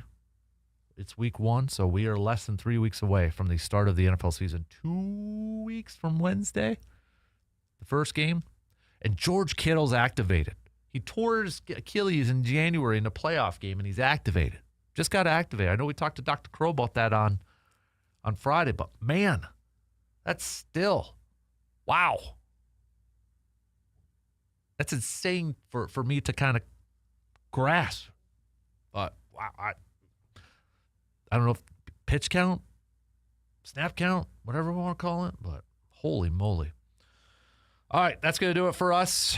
Shot clock's going to cut me off. Tomorrow, it's Toys Ford Grind My Gears Tuesday. What's grinding your gears? That's your homework assignment, kids. Okay? Think about what's grinding your gears, and let us know. It's the Toys Ford Grind My Gears Tuesday.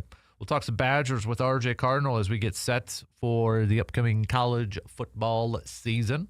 So Badgers, obviously, will kick off their season against Notre Dame at Lambeau Field next week, but we get week 0 coming up this week, and a lot of practice updates from the football team. I know volleyball just had. We're down at the Fiserv Forum going up against some great opponents like Kentucky and such. So we'll talk some Badgers with Mr. RJ Cardinal coming your way tomorrow as well. And then, of course, preview the series with the Mets. Game 1 between the Brewers and the Mets coming your way tomorrow evening. Quick trip over to New York, then back home at the end of the week to take on the Rangers for a weekend series before that big series against the Cubs, big 4-game series against the Cubs, which starts 1 week from today. Have a good rest of your Monday. Back at it. Same place, same time tomorrow morning. See you then.